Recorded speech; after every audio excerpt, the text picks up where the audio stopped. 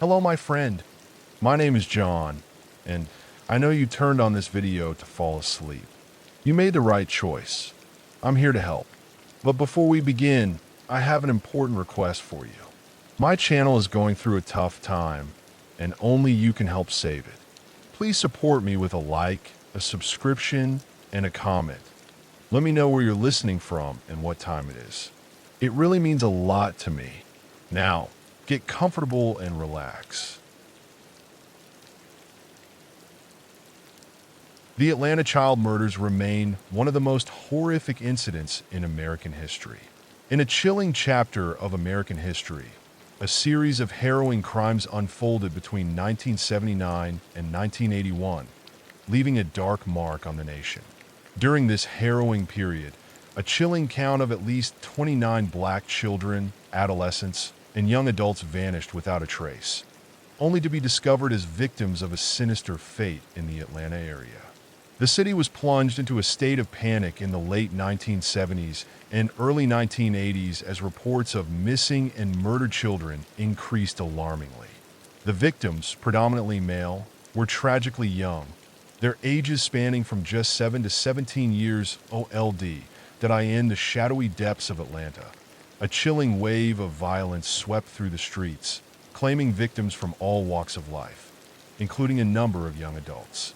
The community was shocked by the nature and frequency of these heinous crimes, leading the Atlanta police to collaborate with state and federal agencies in a relentless pursuit of justice. The FBI launched a massive manhunt, their profilers tirelessly constructing a chilling portrait of the elusive killer. They speculated that the perpetrator might be an African-American male, a grim reflection of the historical patterns seen in serial killings, as the abductions unfolded in neighborhoods predominantly inhabited by black residents.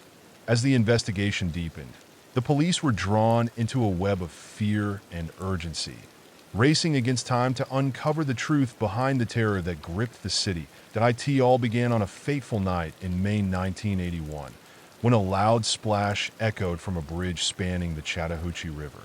As the police arrived at the scene, they encountered a figure in flight, Wayne Williams. Nathaniel Cater, a 27-year-old black male, found his lifeless body downstream just days later. Wayne Williams, a 23-year-old African-American freelance photographer with dreams of becoming a music producer, was soon apprehended. Although he would only face trial and conviction for the murders of 2 adults, including Cater and another man, the shadows of suspicion loomed large over him, hinting at a darker narrative yet to unfold. One name stands out prominently in the chilling narrative of unsolved child murders: Jimmy Ray Payne.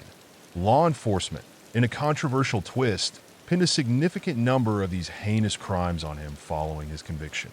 They asserted that the evidence pointed squarely at him, with fibers discovered on the victims linking back to his home, car, and even his dog. Eyewitnesses emerged from the shadows, claiming to have seen Payne in the company of some of the innocent children. Disturbingly, he fit the FBI's profile of the killer in several unsettling ways, including his age, painting a portrait of a man entwined in a web of suspicion and horror, in the shadowy corners of a community plagued by fear. A man named Williams emerged as the central figure in a chilling narrative of abduction and murder. Convicted in February 1982, he was sentenced to 2 life terms, yet the echoes of doubt lingered. Families of the victims, haunted by their losses, began to question the very foundation of his guilt. What drove Williams to commit such heinous acts against innocent children? The motives remained shrouded in mystery, leaving many to ponder the unsettling discrepancies in the case. While the young victims were found strangled, the 2 adults tied to his conviction painted a perplexing picture, raising unsettling questions about the true extent of his crimes. As the chilling details emerged, it became evident that the victims were asphyxiated, hinting at the possibility of multiple perpetrators lurking in the shadows. Whispers of racial bias echoed through the community, with many alleging that the Atlanta police were more focused on closing the case than uncovering the truth, all to stave off the growing panic. Even now, the case continues to be a contentious issue, with some individuals believing that the true killer, or killers, remain at large.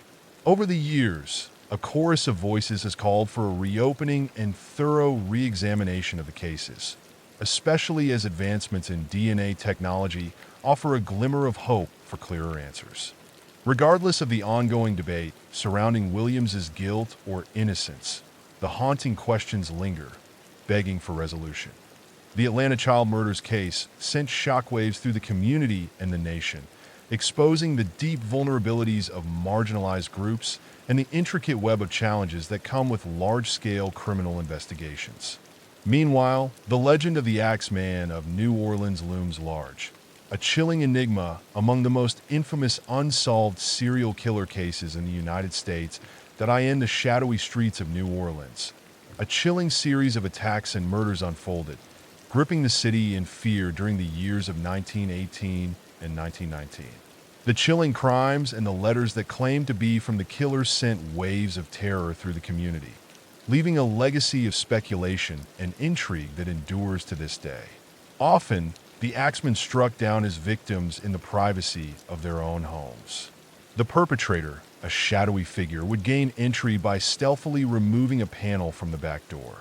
Once inside, he unleashed his fury, wielding an axe, frequently the very tool of the homeowner, turning their refuge into a scene of horror that a sinister figure wielding a straight razor in the shadowy alleys of New Orleans targeted a vulnerable community of Italian immigrants and Italian Americans.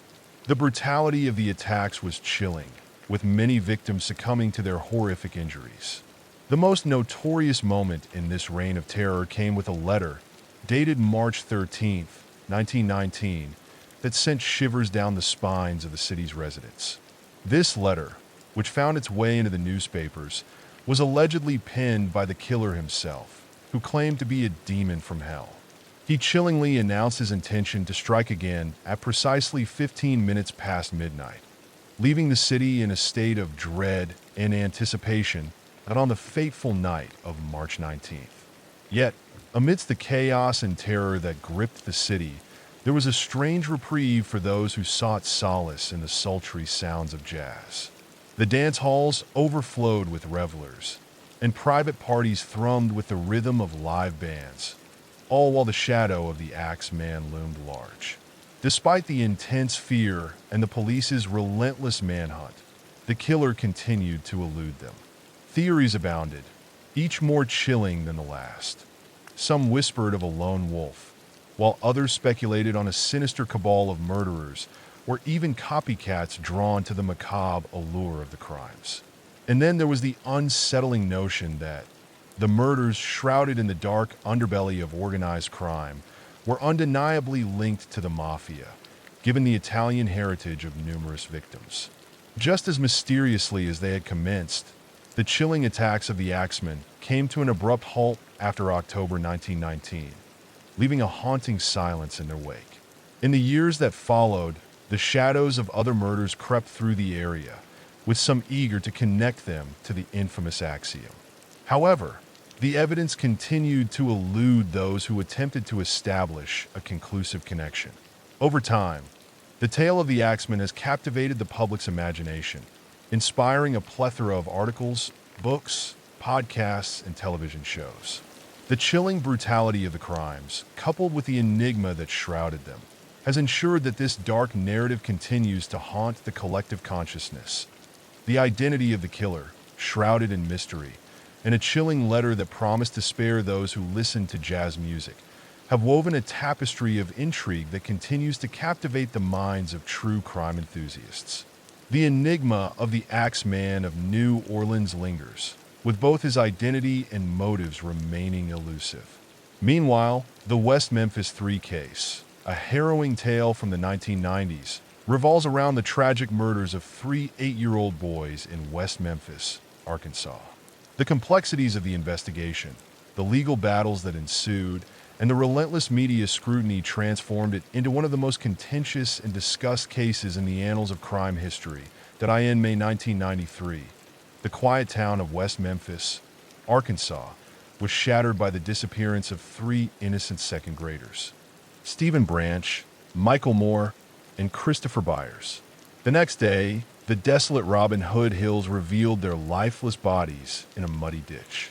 The scene was horrific. The boys' bodies, hogtied with their own shoelaces, bore signs of brutal beating and mutilation. The community was shocked by the sheer brutality of this crime, which sparked a desperate search for the perpetrators. Just a month after this tragic event, the police made a shocking move, arresting 3 teenagers, including Damien Eccles, as the investigation took a dark turn in a chilling tale of injustice. We find Jason Baldwin and Jesse Muskelly ensnared in a web of suspicion. Jesse, a young man with a low IQ, found himself under the harsh glare of interrogation for hours on end, stripped of legal representation. The confession he offered, however, was riddled with inconsistencies that clashed violently with the facts of the crime. Unexpectedly, he later retracted his confession, exposing the sinister reality of coercion underlying his statements. Meanwhile, Damien Eccles, with his fascination for Wicca, became a target in a community gripped by a moral panic over Satanism during the late 20th century. This interest, rather than being a mere hobby, was twisted into damning evidence against him, despite the glaring absence of any physical evidence linking him to the crime. Fear and superstition overshadowed reason and truth, paving the way for a tragic miscarriage of justice. In the chilling aftermath of the 1994 crime scene, 3 teenagers found themselves ensnared in a web of justice that would forever alter their lives. Muskelly, tried separately, faced the harsh judgment of the court, convicted of first-degree murder for the tragic death of Michael Moore and second-degree murder for the lives of Branch and Byers. His sentence was a staggering life plus 40 years, a grim reminder of the consequences of his actions. Meanwhile, Eccles and Baldwin stood trial together, their fates intertwined. Eccles, perceived as the ringleader of this dark tale, was sentenced to death, while Baldwin was condemned to life behind bars, with no hope of ever tasting freedom again. The trials, steeped in controversy, drew sharp criticism for their ties to the pervasive satanic ritual panic, casting a long shadow over the pursuit of justice. For years, the shadows of uncertainty loomed over a case that captivated the nation. Several documentaries emerged, with the most notorious being Paradise Lost: The Child Murders at Robin Hood Hills. These documentaries shed light on the horrific events, sparking a passionate movement that defended the innocence of the West Memphis Three. High-profile figures like Johnny Depp, Eddie Vedder, and Henry Rollins rallied to the cause, amplifying the cries for justice and drawing in vital resources. Then, in August 2011, after 18 long years behind bars, a series of legal maneuvers unveiled new DNA evidence, setting the stage for a dramatic turn in this haunting saga. In a shocking turn of events, the credibility of the initial trial was questioned. The West Memphis Three, caught in a web of controversy, struck a deal with prosecutors, entering an Alford plea. This unusual arrangement allowed them to maintain their innocence, while conceding that the prosecution possessed sufficient evidence for a conviction. It was a haunting compromise that ultimately led to their release from prison for time served. Yet, the true killer, or killers, of the 3 innocent boys remains at large, shrouded in mystery. This case stands as a stark reminder of the potential for miscarriages of justice, particularly when cultural prejudices, such as the pervasive fear of satanic ritual panic, cloud the pursuit of truth. The tale of the West Memphis Three unfolds as a chilling reminder of the perils that lie in the haste to judge in sensational crime cases. The moniker co-ed killer is often linked to Edmund Kemper, an American serial killer and necrophile whose heinous acts shocked the nation in the early 1970s. Born on December 18, 1948, in Burbank, California, Kemper's formative years were steeped in turmoil. The divorce of his parents left a lasting impact, and he found himself living with his mother, Clarnell, whose verbal abuse cast a long shadow over his childhood. Notably, his imposing size became a defining characteristic by the time he reached adolescence. A.T., just 15 years old, he towered an imposing 6 feet 4 inches, a height that would eventually stretch to a staggering 6 feet 9 inches. But his stature wasn't the only thing that distinguished him. His violent tendencies were evident from an early age. At the tender age of 10, he committed an unspeakable act, burying a beloved pet cat alive. Once the creature had succumbed to its fate, he unearthed it, decapitated the lifeless body, and mounted its head on a spike, a chilling display of his burgeoning darkness. By 13, his rage escalated further when he killed another family cat, convinced it favored his younger sister over him. In 1964, at the age of 15, he embarked on a sinister journey by committing his first double homicide. Following a heated argument with his paternal grandparents, he shot them both dead, sealing his fate and leading him to a state mental hospital, where his story would take a darker turn. Despite being diagnosed with paranoid schizophrenia, Kemper's fate took a chilling turn when he was released at the tender age of 21, his criminal record sealed away from the public eye. This dark chapter unfolded between May 1972 and April 1973, a time shrouded in mystery and foreboding. Kemper embarked on a chilling rampage, preying predominantly on unsuspecting female hitchhikers. He would entice them into his car and take them to remote locations where he would brutally end their lives. In a grotesque twist, he would later engage in necrophilia with their lifeless forms. Following these heinous acts, Kemper often resorted to dismembering his victims, scattering their remains across various sites. His fury reached a horrifying peak with each murder, leaving a trail of terror in his wake. In April 1973, Clarnell Stamberg Kemper's simmering rage reached its horrifying peak, culminating in the brutal murder of his own mother, Clarnell Stamberg. In a chilling tale of violence and depravity, he wielded a claw hammer, bludgeoning her mercilessly before severing her head in a gruesome act. The horror didn't end there. He lured her friend, Sarah Howlett, to the scene, only to extinguish her life as well. After committing these heinous acts, Kemper fled eastward, but the weight of his crimes bore down on him, leading him to turn himself in days later. In a courtroom filled with tension, he faced the consequences of his actions, was found guilty of 8 counts of first-degree murder, and was sentenced to life imprisonment, a fate sealed by the laws of California.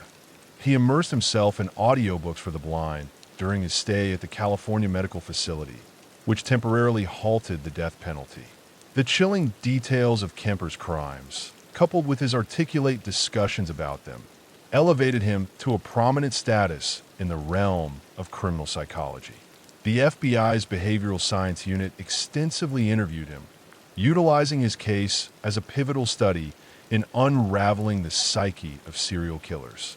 Numerous media outlets have portrayed Kemper's life and heinous acts, capturing the dark fascination surrounding his story. Books, documentaries, and the Netflix series Mindhunter delve into the chilling tale of the Amityville murders, also known as the DeFeo murders. This case stands as one of the most infamous in American true crime history, not merely for the grotesque nature of the crimes, but also for its ties to one of the most legendary haunted house narratives, the Amityville Horror. On that fateful night of November 13th, 1974, in the quiet town of Amityville, New York, 23-year-old Ronald DeFeo Jr. unleashed a wave of terror as he brutally took the lives of 6 family members. His father, Ronald DeFeo Sr., his mother, Louise, and his 2 brothers, Mark. In a chilling scene, John and his 2 sisters, Dawn and Allison, were discovered in their beds, each lying face down, victims of a brutal attack with a .35 caliber rifle. Ronald DeFeo Jr., known to many as Butch, initially attempted to mislead investigators, spinning a tale of a mafia hitman responsible for the heinous acts. Yet, as the hours passed, cracks began to form in his narrative.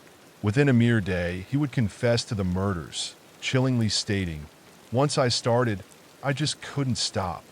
During the trial, his defense team would argue that DeFeo was mentally ill, claiming he was haunted by voices that compelled him to kill in a chilling turn of events. Despite the fervent defense put forth by his family, DeFeo was ultimately found guilty of 6 counts of second-degree murder in November 1975. In December 1975, George and Kathy Lutz, accompanied by her 3 children, stepped into the notorious abode at 112 Ocean Avenue, which had once been a scene of unimaginable horror. They purchased the house at a significant discount, oblivious to the sinister history lurking within its confines at all. Just 28 days later, they would abandon their dream home, driven away by a relentless onslaught of chilling and supernatural occurrences that would haunt them forever. The chilling narrative of the Amityville Horror. Eerie accounts emerged from the shadows of a seemingly ordinary home. Residents spoke of strange odors that wafted through the air, cold spots that sent shivers down their spines, and disembodied voices echo mysterious ooze emanated from the walls, accompanied by unsettling reports of levitations that defied the laws of nature. The spine-tingling events served as the foundation for Jay Anson's 1977 book, which subsequently sparked a series of films, documentaries, and books, each contributing layers to the eerie narrative. Yet, the legitimacy of the Lutz family's claims remains shrouded in controversy. Some argue it was all a carefully crafted hoax, while others insist that something truly paranormal lurked within those walls. In the years that followed, other homeowners in the infamous Amityville house reported a starkly different experience, devoid of the supernatural disturbances that had once gripped although supernatural disturbances cast doubt on the Lutz family's claims. The grim reality of the Amityville murders remains tragically undeniable. Supernatural disturbances cast a long shadow of doubt over the Lutz family's claims. Yet the grim reality of the Amityville murders remains tragically undeniable. This chilling blend of true crime and purported paranormal activity has ensnared the public's imagination for decades, weaving a narrative that refuses to fade. Similarly, the St. Valentine's Day Massacre stands as one of the most notorious episodes in the dark history of American organized crime.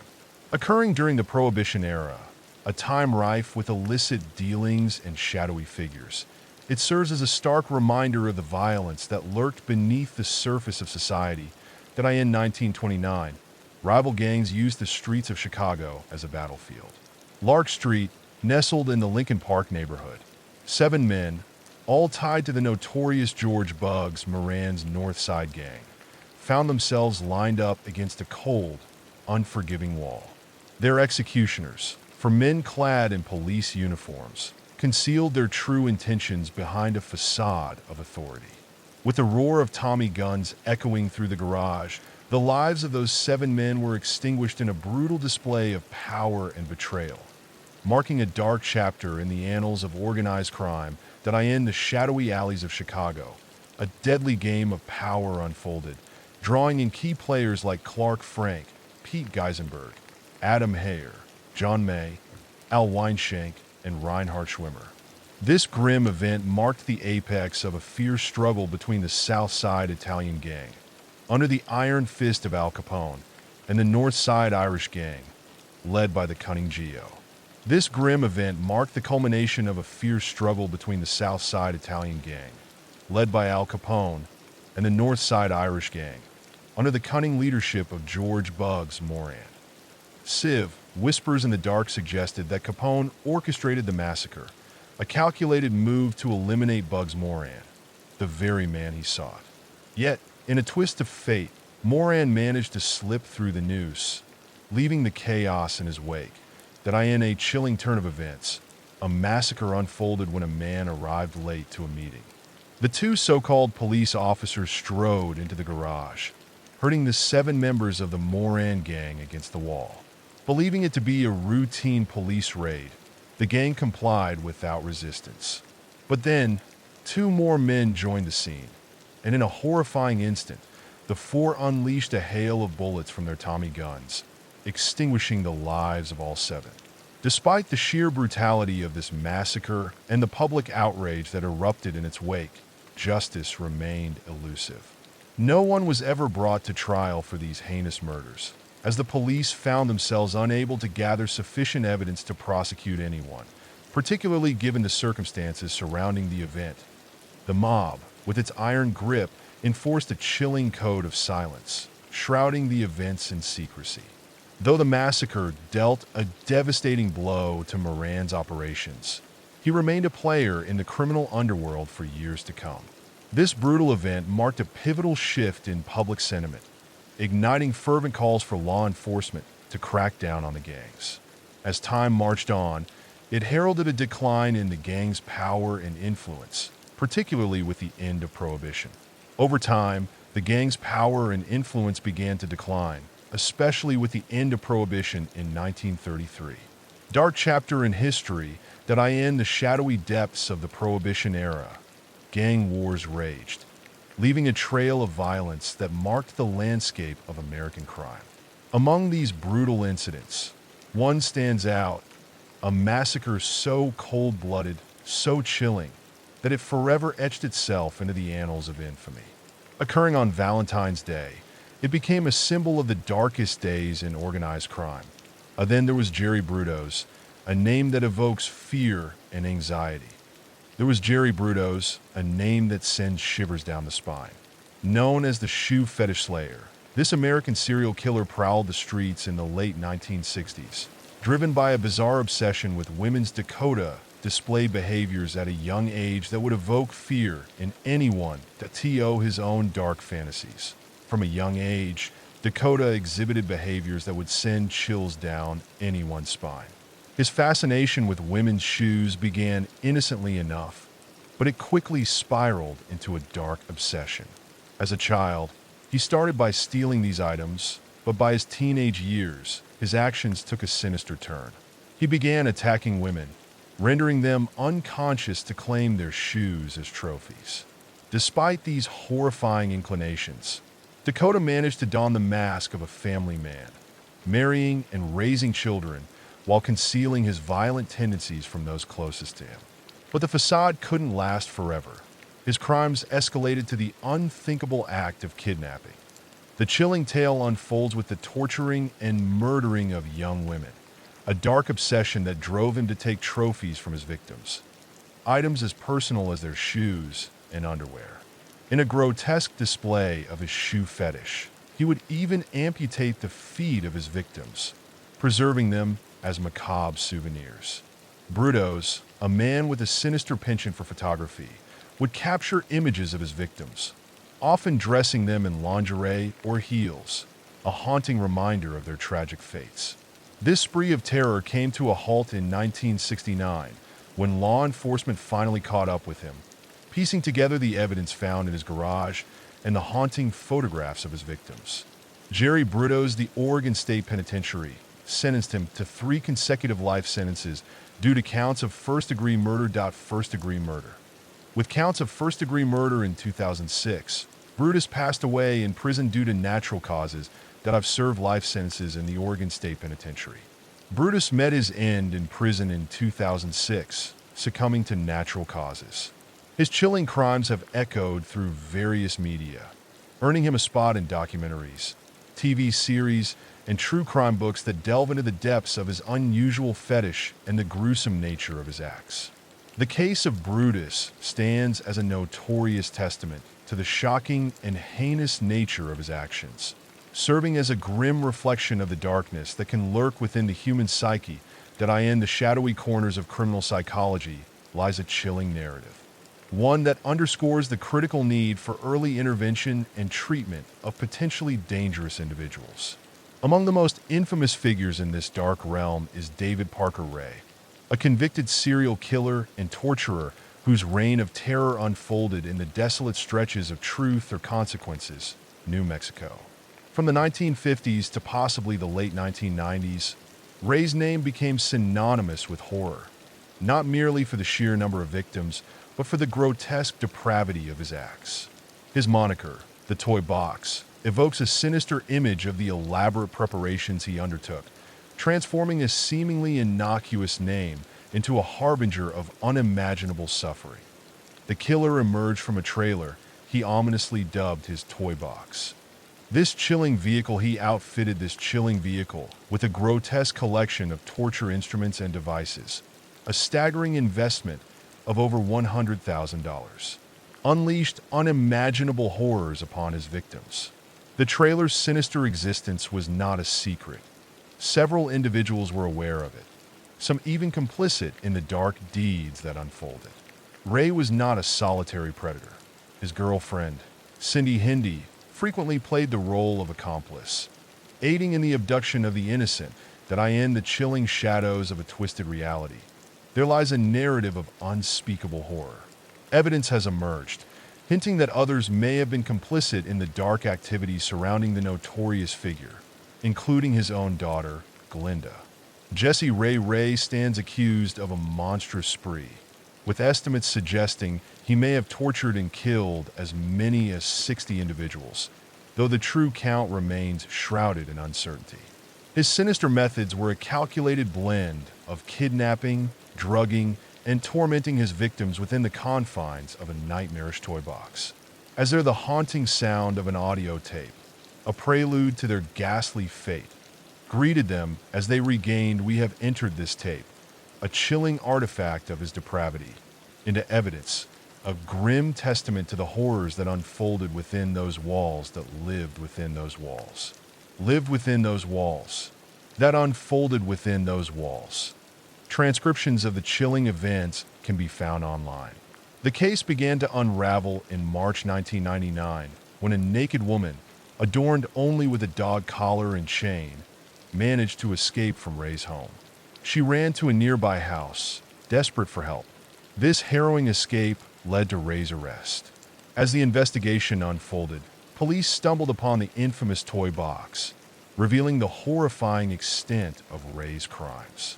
In 2001, David Parker Ray faced trial and was convicted of numerous charges related to the abduction and torture of multiple women. He was sentenced to an astonishing 224 years in prison, while Cindy Hindi received a 36-year sentence for her role in the dark saga. David Parker Ray, a name that evokes fear, passed away on May 28, 2002, just 8 months after receiving a life sentence at the New Mexico State Penitentiary. Innocent crimes remained shrouded in darkness, as police unearthed evidence that suggested Ray had been preying on innocent lives for decades.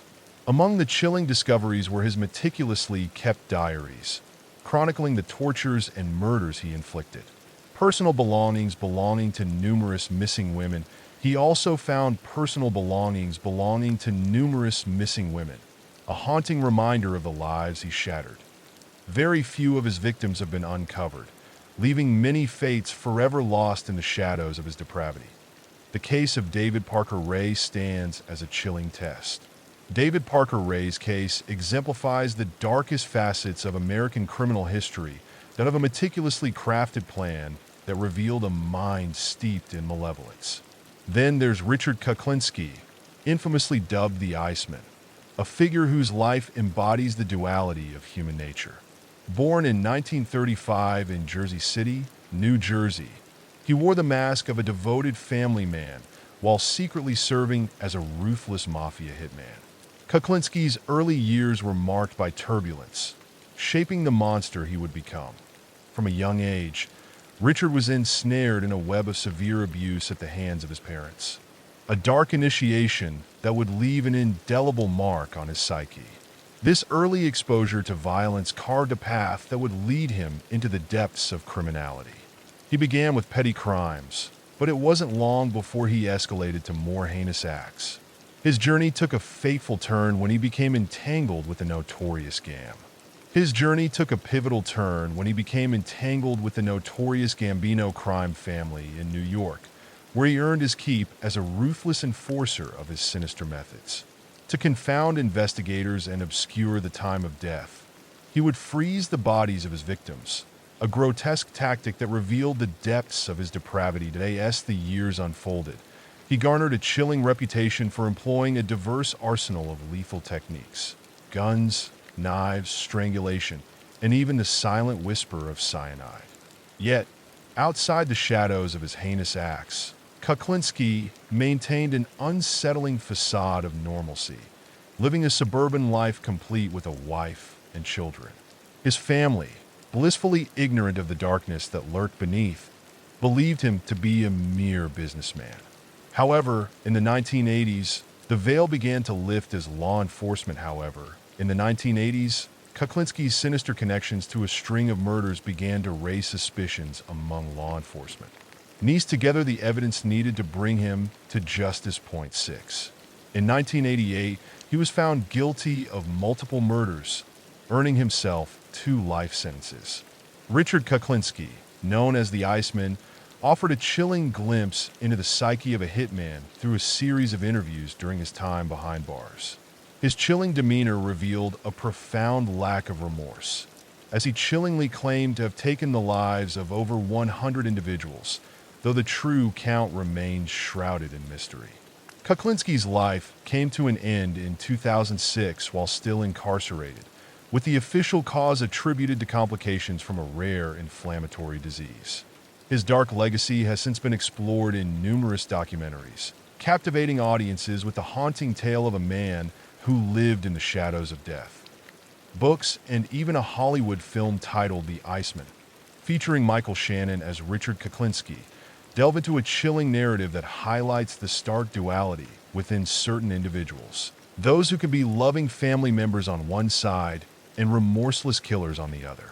Then there's Robert Hansen, infamously known as the Butcher Baker, an American serial killer who roamed Alaska.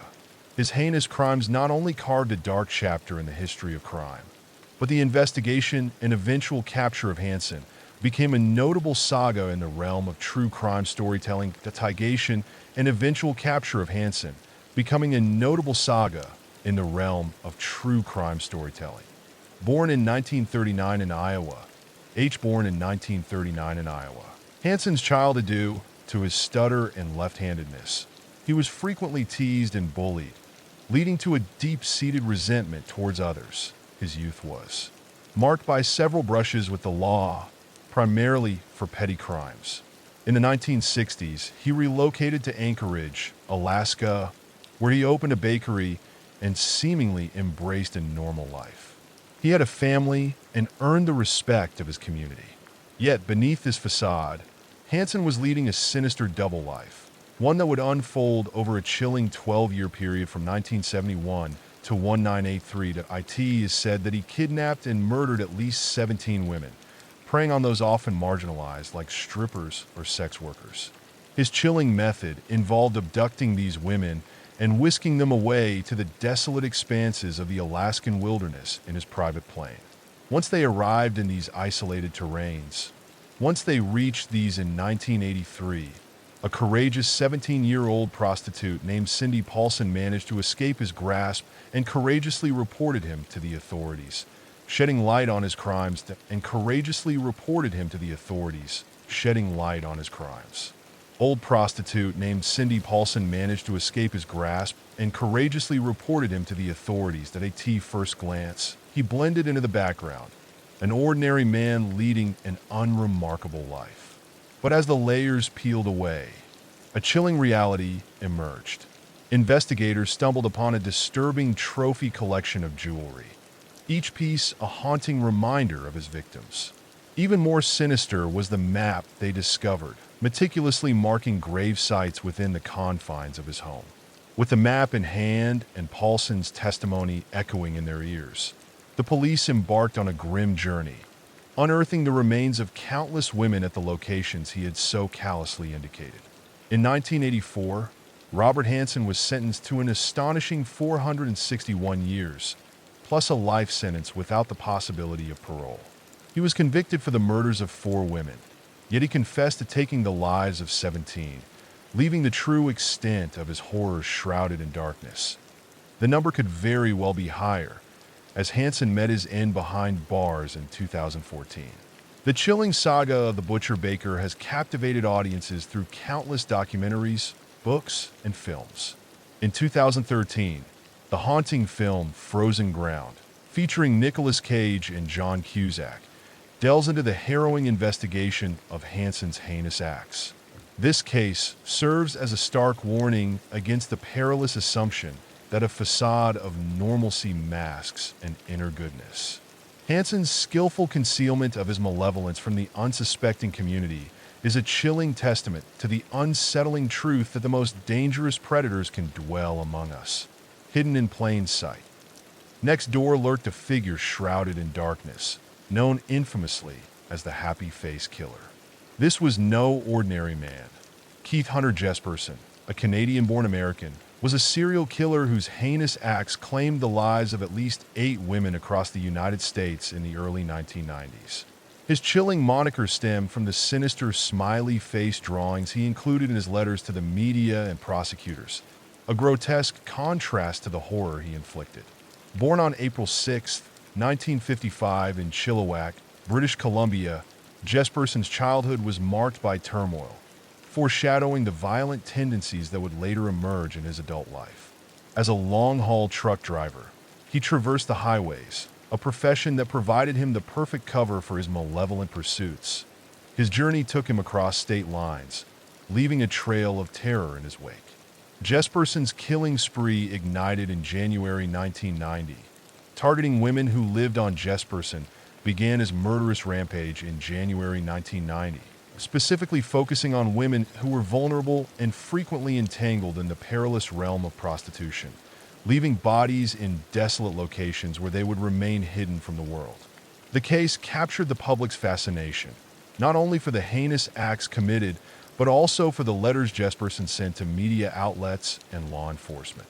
In these chilling correspondences, he laid out the details of his gruesome crimes, occasionally expressing a semblance of remorse, all while doodling smiley faces that would earn him a notorious nickname.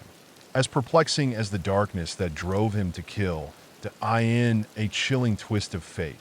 2 individuals, desperate for the spotlight, offered a false confession to one of his heinous crimes, seeking to shift the blame and assert their own twisted narratives. This act ignited a dark chapter in the life of Jesperson, who in 1995 found himself behind bars, compelled to embark on a haunting letter-writing campaign that would reveal the depths of his psyche. In the dim light of the interrogation room, he unraveled the chilling truth. Keith Hunter Jesperson, a man whose facade masked a sinister reality, confessed to the murder of his girlfriend, Julie and Winningham. As the investigation deepened, Jesperson's confession spiraled into a dark abyss, revealing the harrowing details of other lives he had extinguished. Convicted of multiple murders, he was sentenced to life behind bars, a fate sealed without the glimmer of hope for release that end the chilling saga of the Happy Face Killer. The narrative unfolds through a series of documentaries, films, and books that delve into the depths of horror and betrayal. One particularly haunting perspective comes from Melissa Moore, the daughter of the notorious killer, who bravely recounts her harrowing journey of uncovering her father's sinister identity. Her story is a poignant exploration of the aftermath of his heinous acts, shared through interviews, a gripping book, and television appearances. This case not only reveals the dark path of a serial murderer, but also casts a stark light on the profound trauma endured by the families caught in this web of despair. Both the victim's loved ones and the family of the perpetrator himself are in the shadows of Los Angeles. A chilling figure known only as the Grim Sleeper emerged in the shadows of Los Angeles. A man whose dark legacy would haunt the city for over 2 decades. Between 1985 and 2007, he claimed the lives of at least 10 women, weaving a tapestry of terror that gripped the community in fear. The moniker Grim Sleeper was bestowed. His violent outbursts, punctuated by eerie stretches of silence, earned him the moniker Grim Sleeper. And this lull may have concealed a far darker truth, one that hints at a multitude of victims lost to his sinister grasp during those supposed dormant years.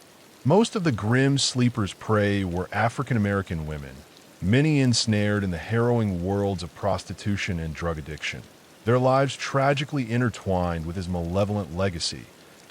In the shadows of the city, a chilling pattern emerged.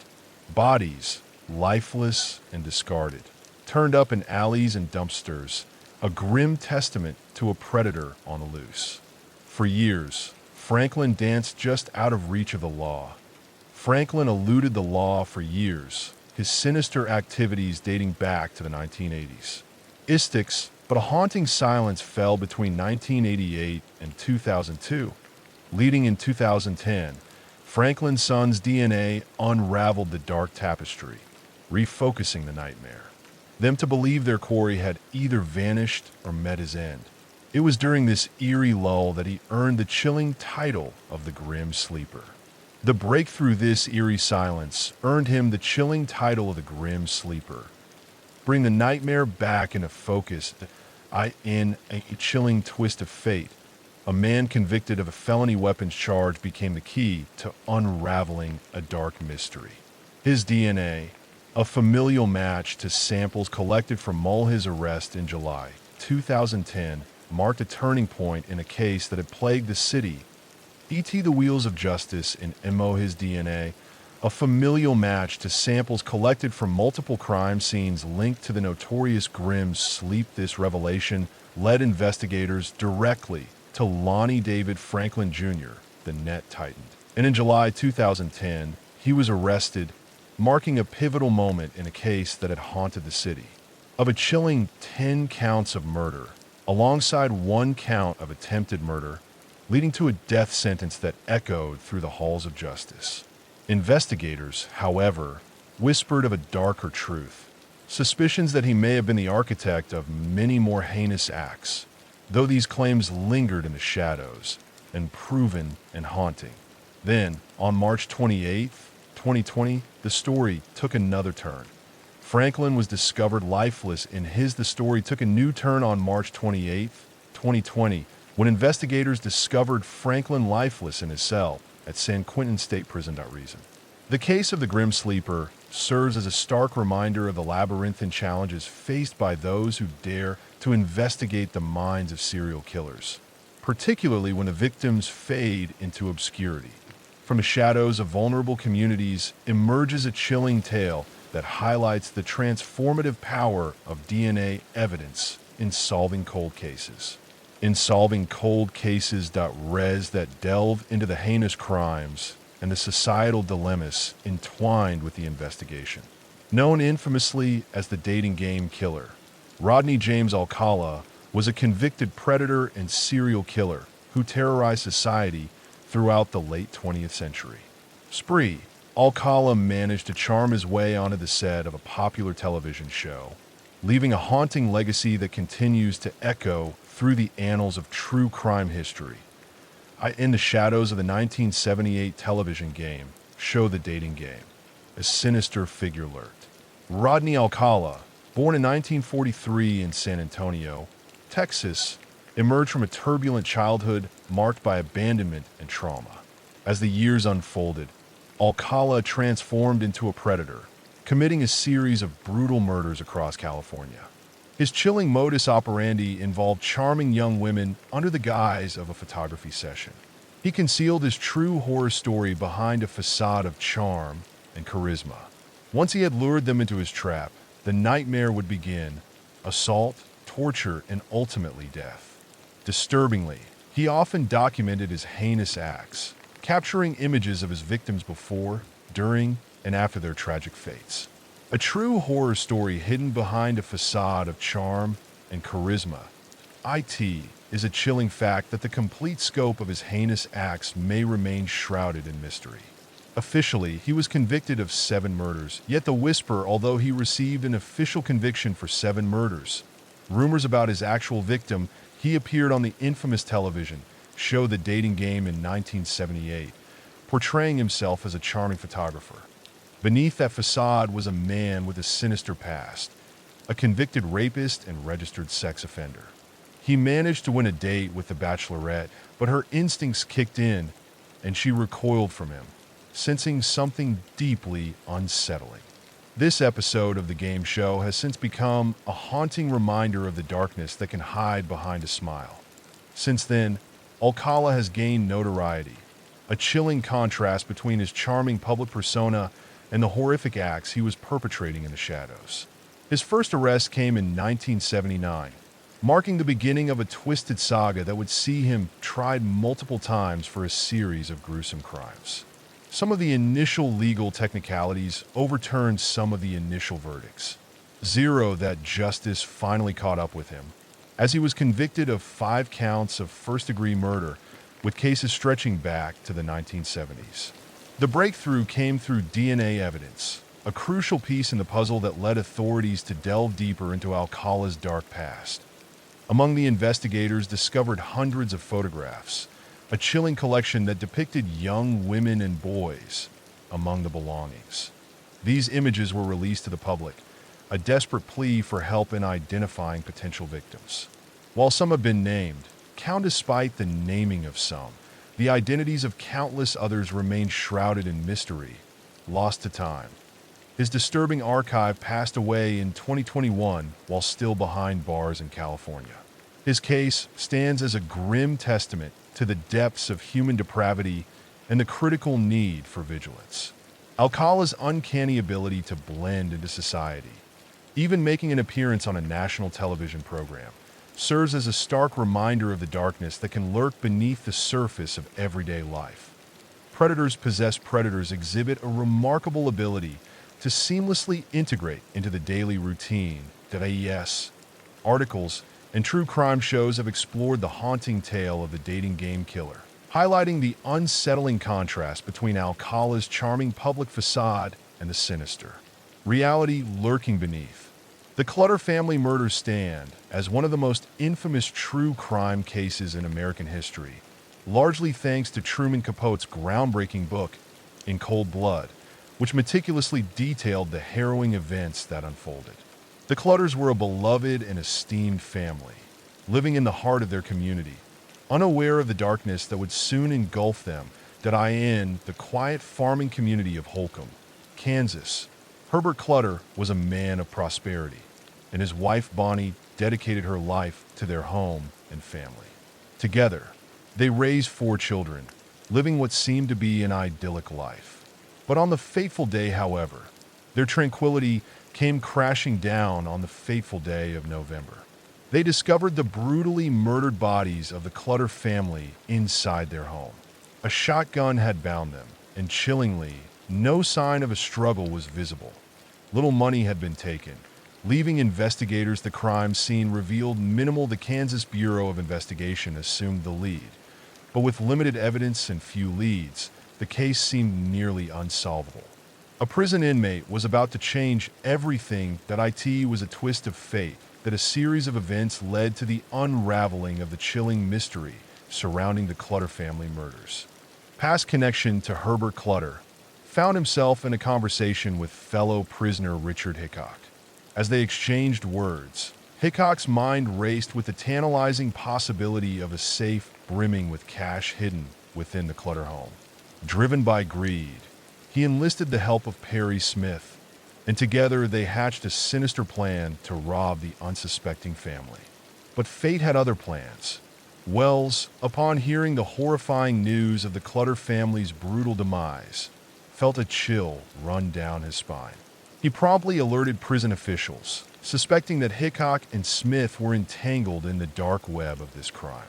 The FBI sprang into action, tracking the two across state lines, piecing together the evidence that would ultimately lead to their arrest. The hunt was on, and the truth was about to be unveiled.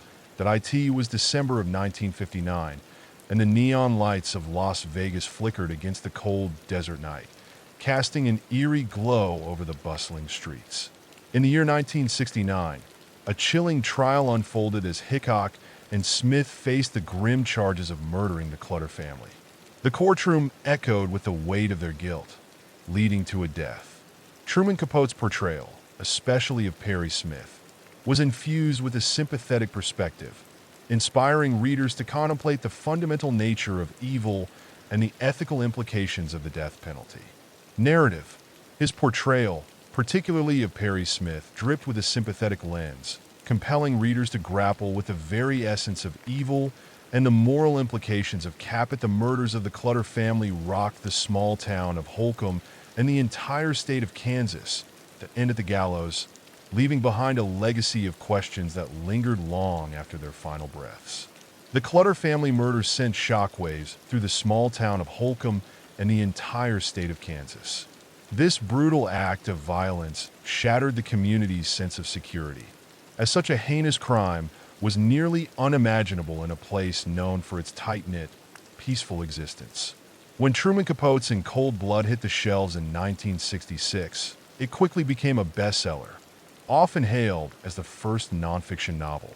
Richard Chase, a serial killer whose reign of terror gripped Sacramento, California, in the late 1970s, bears this chilling moniker that the crime genre, with the book Richard Chase, a serial killer whose reign of terror gripped Sacramento, California, in the late 1970s, bears this chilling moniker that history that I end the annals of American crime. Few tales are as haunting as that of the vampire of Sacramento. This chilling moniker belongs to Richard Chase, a serial killer whose reign of terror gripped Sacramento, California, in the late 1970s. His horrific acts and the twisted rationale behind them left the nation in shock, earning him a name that would echo through the corridors of infamy. Chase's insatiable thirst for blood was not merely a gruesome quirk. It was a manifestation of deep-seated mental health issues that had plagued him since childhood. From setting fires to inflicting harm on animals, his early signs of distress painted a portrait of a man spiraling into darkness, compounded by an overwhelming fear of illness that consumed him. As the years passed, Chase's mind spiraled deeper into a labyrinth of paranoia and obsession. He became fixated on his health, convinced that his heart would randomly cease to beat or that a sinister force had pilfered his pulmonary artery. The very bones of his skull, he believed, were shifting, a condition he thought could be remedied by shaving his head. His descent into drug abuse only intensified these delusions, warping his reality further. Eventually, his fixation morphed into a chilling obsession with blood. Chase became convinced that he needed to consume it to stave off the terrifying notion that his own blood might turn to powder. His dark journey began with the slaughter of animals, a harbinger of the horrors that would follow. In the chilling winter months of late December 1977 and January 1978, a sinister figure emerged, driven by a grotesque belief that the blood of his victims could stave off the crystallization of his own. Within a mere month, the darkness of his soul unleashed a wave of terror, claiming the lives of 6 individuals, from a helpless 22-month-old child to a 36-year-old man. The brutality of his methods was matched only by the grisly aftermath. He savored the blood of some victims, indulging in acts that would haunt the very fabric of humanity.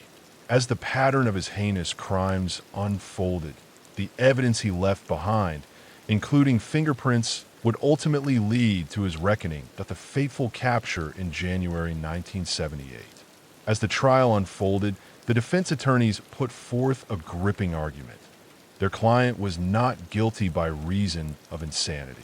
The evidence of his profound mental illness was undeniable, yet the jury, swayed by the chilling details of his actions, rendered a verdict of guilty on 6 counts of first-degree murder.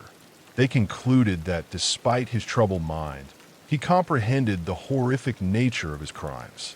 Richard Chase was sentenced to death, destined for the gas chamber. But fate had other plans. In 1980, he met his end not at the hands of the state, but within the prison walls, succumbing to an overdose of antidepressant medications he had been hoarding. Chase's case frequently emerges in conversations surrounding the dark intersection of mental illness and crime, raising unsettling questions about society's responsibility toward those who commit unspeakable acts driven by profound mental disorders.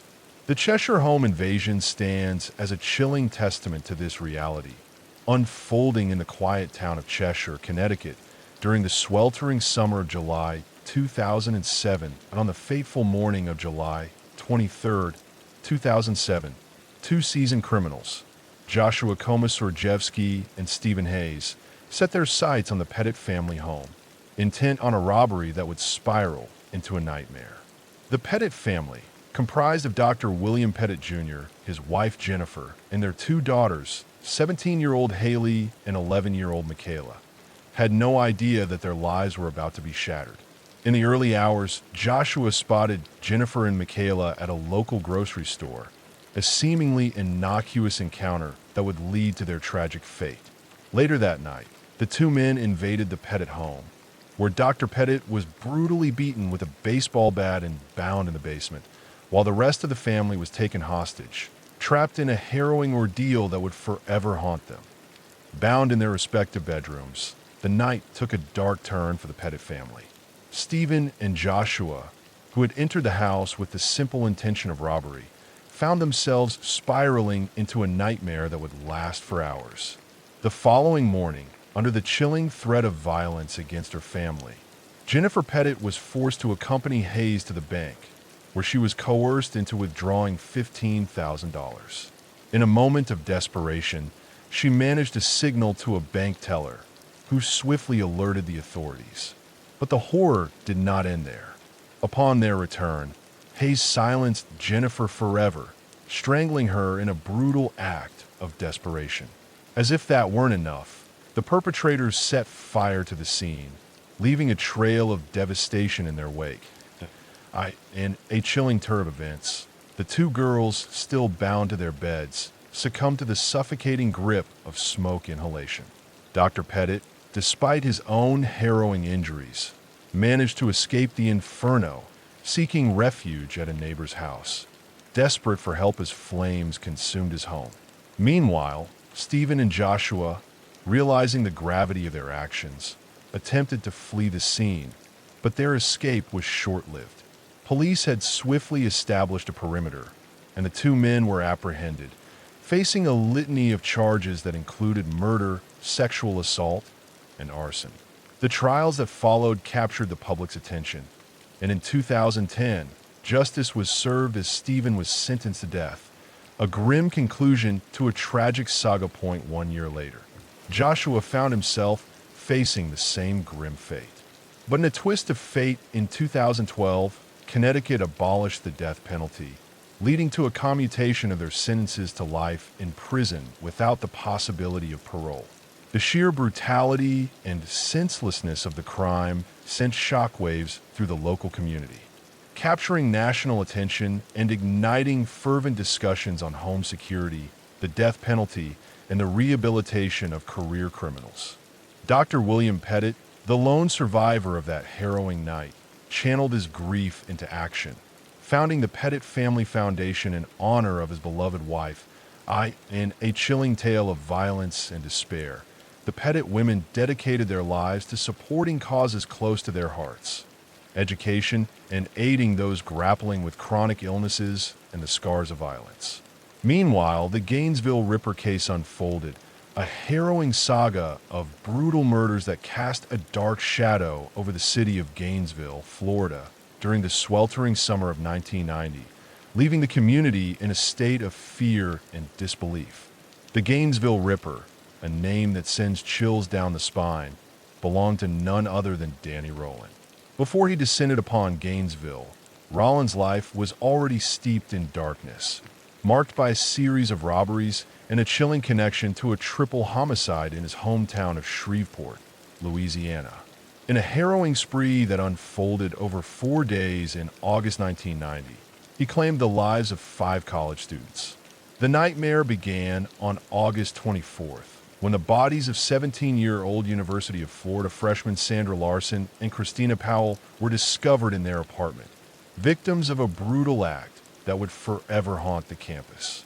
The very next day, the horror continued as 18-year-old Krista Hoyt was found murdered, her life extinguished far too soon. 2 days later, in the dimly lit confines of her apartment, Walling committed an unthinkable act, taking the lives of her roommates, Tracy Pauls and Manuel Taboda, both just 23 years old. The victims were discovered arranged in chilling positions, a detail that sent shivers down the spines of investigators. It was clear they were up against a calculated and twisted mind. The horrific brutality of the murders, coupled with the swift succession of these heinous acts within mere days, plunged the community into a paralyzing fear. Students fled the town, altering their daily lives and adopting heightened safety measures. Meanwhile, authorities remained vigilant, aware that the elusive perpetrator had initially evaded capture. Taking refuge in the dense woods nearby, in the chilling aftermath of the murders, the police stumbled upon a campsite that would unravel a sinister connection to the crimes. It was September 1990 when Rawlings' name first surfaced following his arrest for a supermarket robbery in Ocala, Florida. As investigators delved deeper, they meticulously compared the evidence unearthed at his campsite with the haunting crime scenes in Gainesville. This scrutiny led to Rawlings emerging as the prime suspect in the brutal slayings of the students. However, the wheels of justice turned slowly. He was not immediately tried for the Gainesville murders. Instead, he faced the court for other offenses, including the supermarket robbery, ultimately leading to his conviction in 1994. In the shadowy corridors of justice, the tale of the Gainesville murders unfolded with chilling precision. Before the trial even commenced in 1994, Danny Rawlings, the man at the center of this dark saga, shocked the world by pleading guilty to all charges. During the proceedings, he spun a harrowing narrative, claiming that an evil entity named Gemini compelled him to commit his heinous acts. The court, however, was unmoved by his claims, and he was found guilty, receiving a death sentence for each of his monstrous deeds. On October 25, 2006, the state executed Rawlings by lethal injection at Florida State Prison, sealing the fate of a man forever marked by his brutal legacy. The Gainesville Ripper case endures as one of Florida's most infamous chapters, a grim reminder of the terror that once gripped the community and the brutality that lay hidden beneath the surface in the heart of a bustling university community. A chilling tale unfolds. The Preppy murder, a notorious homicide case that gripped New York City in the 1980s. This case captured the public's imagination, fueled by the striking contrast between the lives of the victim and the perpetrator, as well as the contentious defense strategies that played out in the courtroom. At just 18 years old, Jennifer Levin, a bright recent graduate of Dwight Englewood School, found herself in the throes of a summer in the city, poised to embark on her college journey. But fate had other plans. Robert Chambers, a 19-year-old former student, would soon become the face of this tragic narrative, forever altering the lives of those involved.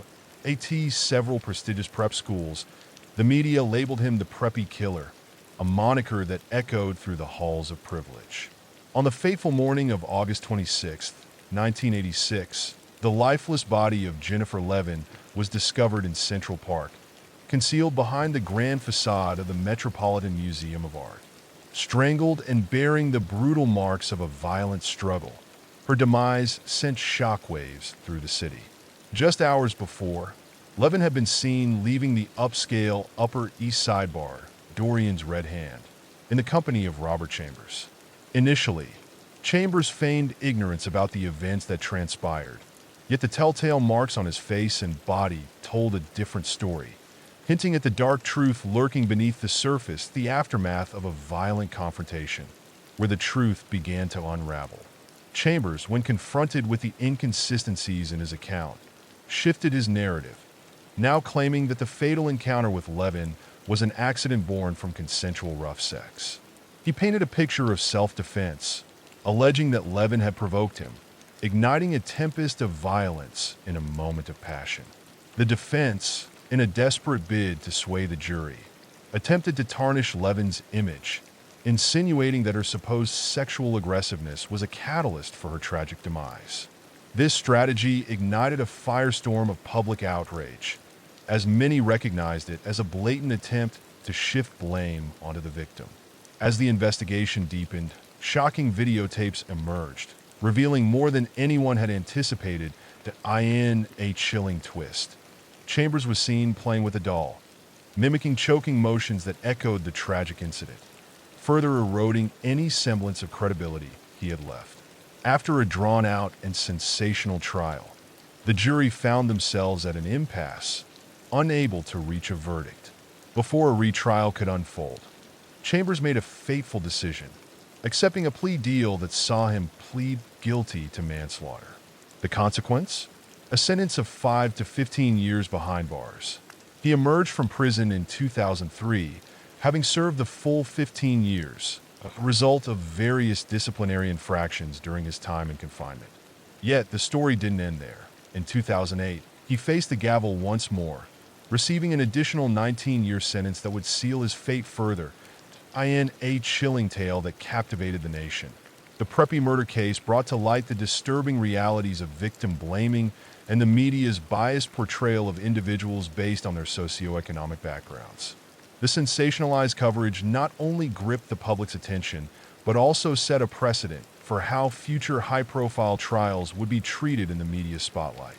Among the shadows of this narrative lurks the infamous figure known as the Lipstick Killer, William Hirons, a man whose confession to 3 brutal murders in the 1940s sent shivers down spines.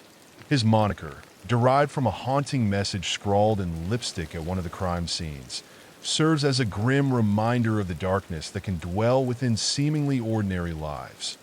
William Heron was born in 1928 in the gritty streets of Chicago, where the shadows of crime loomed large. From a tender age, he was drawn into a life of lawlessness, with burglaries becoming a regular part of his teenage years. By the time he reached 17, his descent into darkness had escalated, and he became linked to a chilling trio of murders. The first victim, Josephine Ross, a 43-year-old woman, was discovered in her Chicago apartment, her lifeless body bearing the marks of a brutal attack, repeated stabbings, and her head grotesquely wrapped in a dress. Though the scene bore no lipstick message, the sinister fingerprints of Heron were soon found at the heart of the investigation.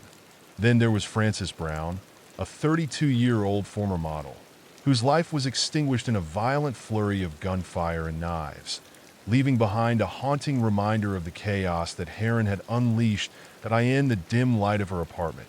A haunting message scrawled in crimson lipstick sent shivers down the spine of anyone who dared to read it. For heaven's sake, catch me before I kill more. I cannot control myself. This chilling proclamation marked the origin of the infamous lipstick moniker. The tale of Susan Dagnan is one that lingers in the shadows of memory, a story steeped in horror. Just 6 years old, Susan was snatched from the safety of her bedroom, her innocence stolen in the dead of night. The discovery of her dismembered body, scattered like forgotten secrets in the drains of her neighborhood, ignited a wave of terror that swept through Chicago in June 1946. It was a crime that would haunt the city, leading to the arrest of Hirons, who was apprehended in the act of a burglary, a mere footnote in a narrative of unimaginable tragedy a chilling tale of desperation and darkness.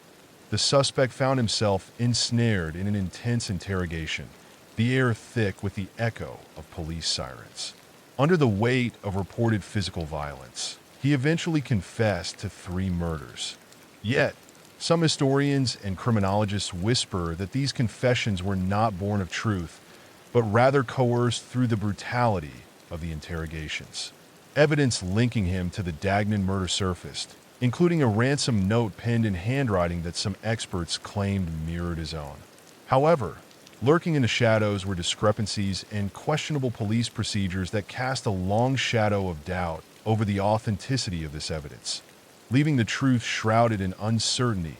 A chilling twist of fate, William Hirons found himself ensnared in a web of despair as he faced the looming shadow of the death penalty. Under the heavy weight of his legal counsel's advice, he made the fateful decision to plead guilty to 3 heinous murders, a choice that would seal his fate to 3 consecutive life terms behind bars. As the years dragged on, Hirons, a man once branded a killer, began to unravel the truth of his confessions, claiming they were born from the brutal hands of police coercion. Investigative reports and case reviews emerged over the decades, casting a haunting doubt on his guilt, suggesting that perhaps, just perhaps, an innocent man had been condemned to a life of darkness. Yet these revelations lingered in the shadows, unchallenged and unresolved in 2012. At the age of 83, Hirons met his end behind the cold, unforgiving bars of a prison cell. He held the grim title of the longest-serving prisoner in Illinois when he met his end. The Zodiac Killer, a name that sends chills down the spine, remains one of the most notorious, unidentified serial killers in the annals of American crime. His reign of terror unfolded primarily in the late 1960s to the early 1970s, haunting the streets of Northern California. The enigmatic letters, cryptic ciphers, and taunting messages he dispatched to the media and law enforcement have ignited decades of relentless investigation and fervent speculation. The Zodiac boldly claimed to have taken the lives of as many as 37 individuals, yet only 5 deaths across 4 separate incidents have been definitively linked to him. In the shadowy years of 1968 and 1969, a chilling series of events unfolded, forever marking the lives of those involved. On a fateful December night in 1968, David Arthur Faraday and Betty Lou Jensen met their tragic end near Vallejo, California. The following summer, on July 4th, 1969, Darlene Elizabeth Farron and Michael Renaud Nago found themselves in a parking lot in Vallejo, where horror struck. Nago miraculously survived the brutal assault. As the sun set on September 27th, 1969, at Lake Berryessa near Napa, Brian Calvin Hartnell and Cecilia and Shepard faced a terrifying encounter, with Shepard succumbing to her injuries just 2 days later. The grim saga continued on October 11th, 1969, when Paul Lee Stein was murdered in San Francisco. It was during this dark chapter that the Zodiac began to taunt the public, sending letters to local newspapers, leaving a trail of fear and intrigue in his wake, in a chilling game of cat and mouse. The perpetrator took credit for a series of gruesome murders, revealing intimate details that only the killer could possibly know. His correspondence was laced with cryptograms and ciphers, a puzzle that has captivated amateur sleuths and professionals alike, with only one being definitively cracked. Each letter bore a haunting symbol, a circle with a cross through it, forever marking the identity of the Zodiac. This enigmatic figure reveled in the chaos he created, taunting law enforcement and the public alike with his cryptic messages and ominous phone calls. He issued chilling threats of further bloodshed if his letters went unpublished, initially setting his sights on unsuspecting young couples in remote locations, leaving a trail of fear in his wake. The chilling murder of Paul Stein, a cab driver in San Francisco, marked a stark deviation from the Zodiac killer's usual pattern. This particular incident was shrouded in eerie detail, as it was witnessed by teenagers who observed the murderer meticulously wiping down the cab and its interior after the heinous act. Following the tumultuous years of the 1960s and early 1970s, the letters and confirmed activities of the Zodiac killer began to dwindle. While there were sporadic communications in the years that followed, they became increasingly infrequent. The Zodiac boldly claimed responsibility for many more murders, yet not all of these claims have been substantiated or linked to his notorious reign of terror. Conclusive evidence eludes us, yet the shadows of several unsolved murders in the area have, at times, whispered the name of the Zodiac. Over the years, a parade of suspects has been scrutinized by both law enforcement and eager amateur sleuths. Yet the true identity of this elusive figure remains shrouded in mystery. The case stands as one of the most haunting, unsolved crime enigmas in American history. The tale of the Zodiac Killer has ensnared the public's imagination for decades, inspiring a myriad of books, films, and television shows, each attempting to unravel the chilling narrative of a killer who continues to slip through our fingers in the chilling landscape of unsolved mysteries. One notable example stands out: the 2007 film Zodiac, masterfully directed by David Fincher. This cinematic journey plunges into the relentless investigation and the consuming obsession of journalists and detectives entangled in the case. Despite the years that have slipped away, the last known communication from the Zodiac Killer still ignites intrigue, fueling extensive research and fervent speculation. Then there's the haunting tale of the Black Dahlia murder, a case that has gripped the American psyche for decades. On that fateful day, January 15th, 1947, a local resident named Betty stumbled upon a scene that would forever alter the course of true crime history. S. Berzinger strolled through her Los Angeles neighborhood. Hand in hand with her young daughter, the ordinary day took a sinister turn. What she stumbled upon was nothing short of horrific.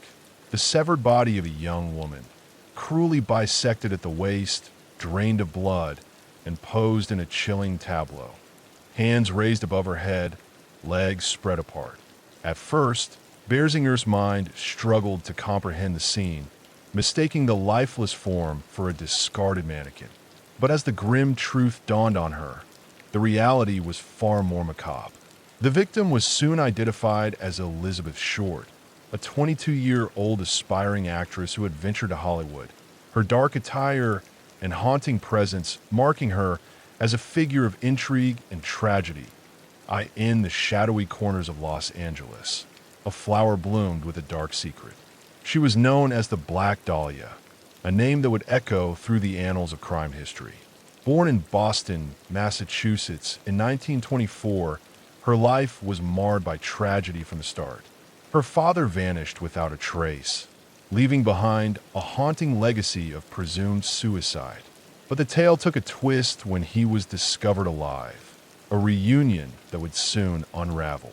At just 19, she ventured to California, seeking connection, only to find herself adrift once more.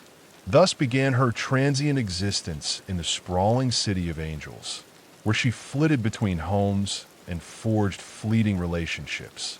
As her story unfolded, the Los Angeles Police Department launched a relentless investigation, delving into the enigma that was her life.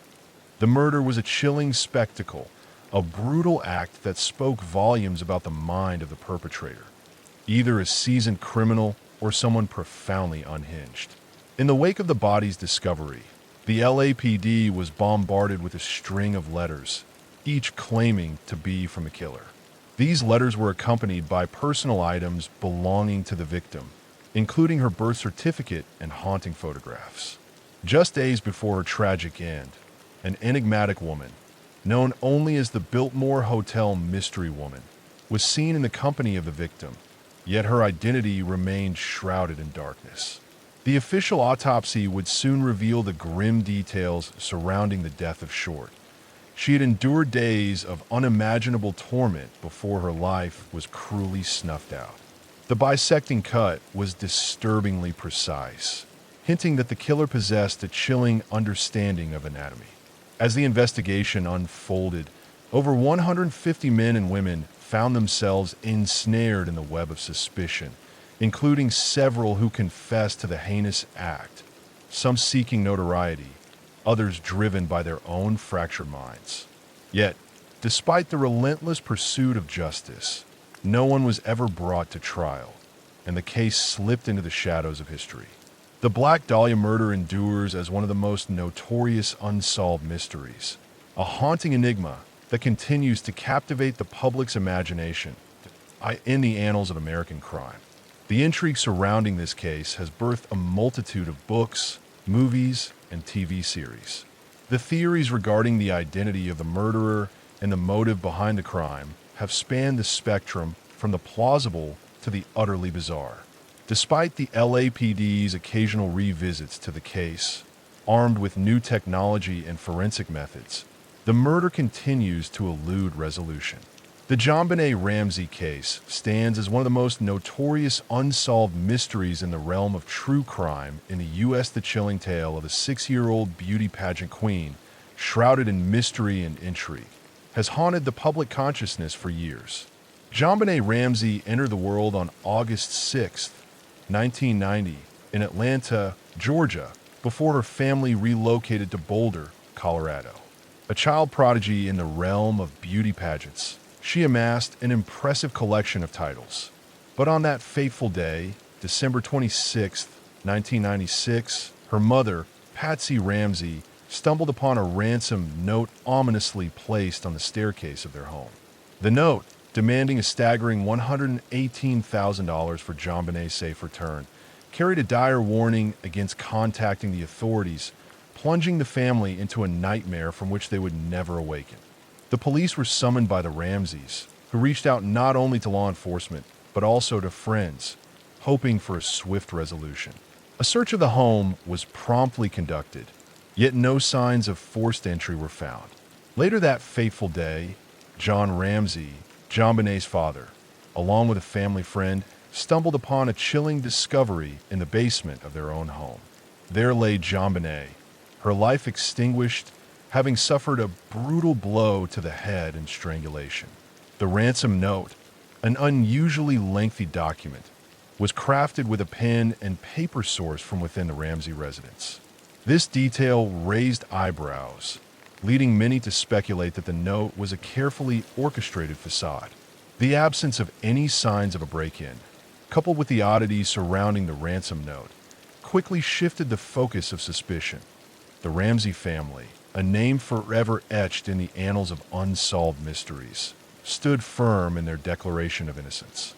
Despite the chilling discovery of DNA evidence on John Wayne's clothing, it bore no connection to any family member or known suspect. As the years rolled on, advancements in DNA technology emerged in 2003, exonerating every last member of the Ramsey clan from any shadow of guilt. Yet, the specter of suspicion loomed large, as numerous outsiders were scrutinized, but the gavel of justice never fell upon any of them. In a bizarre twist in 2006, a schoolteacher named John Markar, while in the distant land of Thailand, made a startling false confession, adding another layer of intrigue to this haunting tale, in a twist that would send chills down any spine.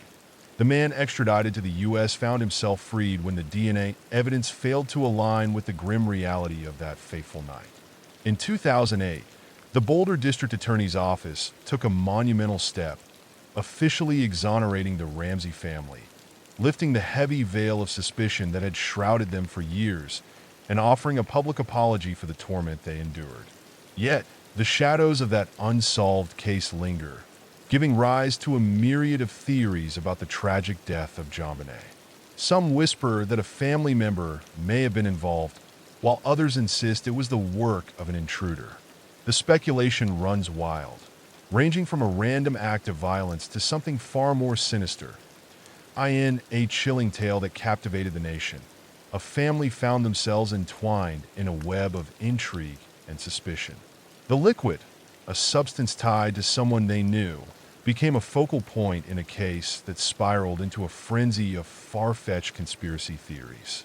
As the media descended upon the story, the family endured a relentless storm of public scrutiny, their lives laid bare for all to see. The haunting mystery of JonBenet Ramsey's death has spawned countless books, documentaries, and television specials, each attempting to unravel the enigma that continues to baffle investigators. Despite the passage of time, the Boulder Police Department insists that the investigation remains open and active, a testament to the enduring complexities of high-profile cases where media attention and public speculation often overshadow the truth. The relentless pursuit of justice often unveils the darkest corners of human nature, and the Lindbergh baby kidnapping stands as a chilling testament to this truth. On that fateful evening of March 1st, 1932, the world held its breath as 20-month-old Charles Lindbergh Jr., the cherished son of famed aviator Charles Lindbergh and his wife Anna, was snatched from the safety of his nursery in their Hopewell, New Jersey home. A sinister note, chilling in its demand, lay waiting on the windowsill, calling for a staggering ransom of $50,000 for the child's safe return. The stage was set for a harrowing tale that would grip the nation and leave an indelible mark on history. In the weeks that followed, the Lindberghs found themselves ensnared in a chilling web of correspondence, receiving a series of ominous notes that escalated the ransom demand to a staggering $70,000. Driven by an unbearable desperation to bring their son home, they complied with the kidnappers' chilling directives, and on April 2nd, 1932, the ransom was paid, sealing their fate in a harrowing chapter of their lives. It was a grim twist of fate. A month had passed, and despite the ransom payment, the Lindberghs were left in agonizing uncertainty. Then on March 12, 1932, the unthinkable happened. The lifeless body of Charles Lindbergh Jr. was discovered in a secluded wooded area just a few miles from his home. The chilling truth emerged. The child had met his tragic end shortly after the abduction. The investigation into the kidnapping unfolded over several years, a relentless pursuit of justice. A breakthrough emerged when gold certificates from the ransom began to surface, their presence felt in the bustling streets of New York. The serial numbers, meticulously recorded before the ransom was paid, became the key to tracking this elusive currency. In September 1934, the net tightened around Bruno Richard Hoffman, a German immigrant, as one of the ransom bills led authorities straight to his doorstep. A search of his home revealed not only additional ransom money, but also a trove of evidence that would irrevocably link him to the heinous crime. In January 1935, the courtroom became a theater of intrigue as Hoffman's trial unfolded, capturing the attention of the nation. Charged with the heinous crimes of first-degree murder and kidnapping, he stood firm in his claim of innocence, insisting that the money in question had simply been left in his garage by a friend. Yet, the prosecution painted a damning portrait, presenting evidence that seemed insurmountable. The ransom money, the alleged construction of a homemade ladder for the abduction, and the chilling handwriting analysis that tied him to the ransom notes all converged to seal his fate. Ultimately, the jury found him guilty, and the gavel fell with finality. Bruno Richard Hoffman was sentenced to death, his life extinguished in the shadow of his crimes. That on that fateful day, April 3rd, 1936, the electric chair awaited its next grim duty. The overwhelming media frenzy and public outrage that erupted following the abduction of the Lindbergh baby ultimately paved the way for the enactment of the Lindbergh Law, also known as the Federal Kidnapping Act of 1932.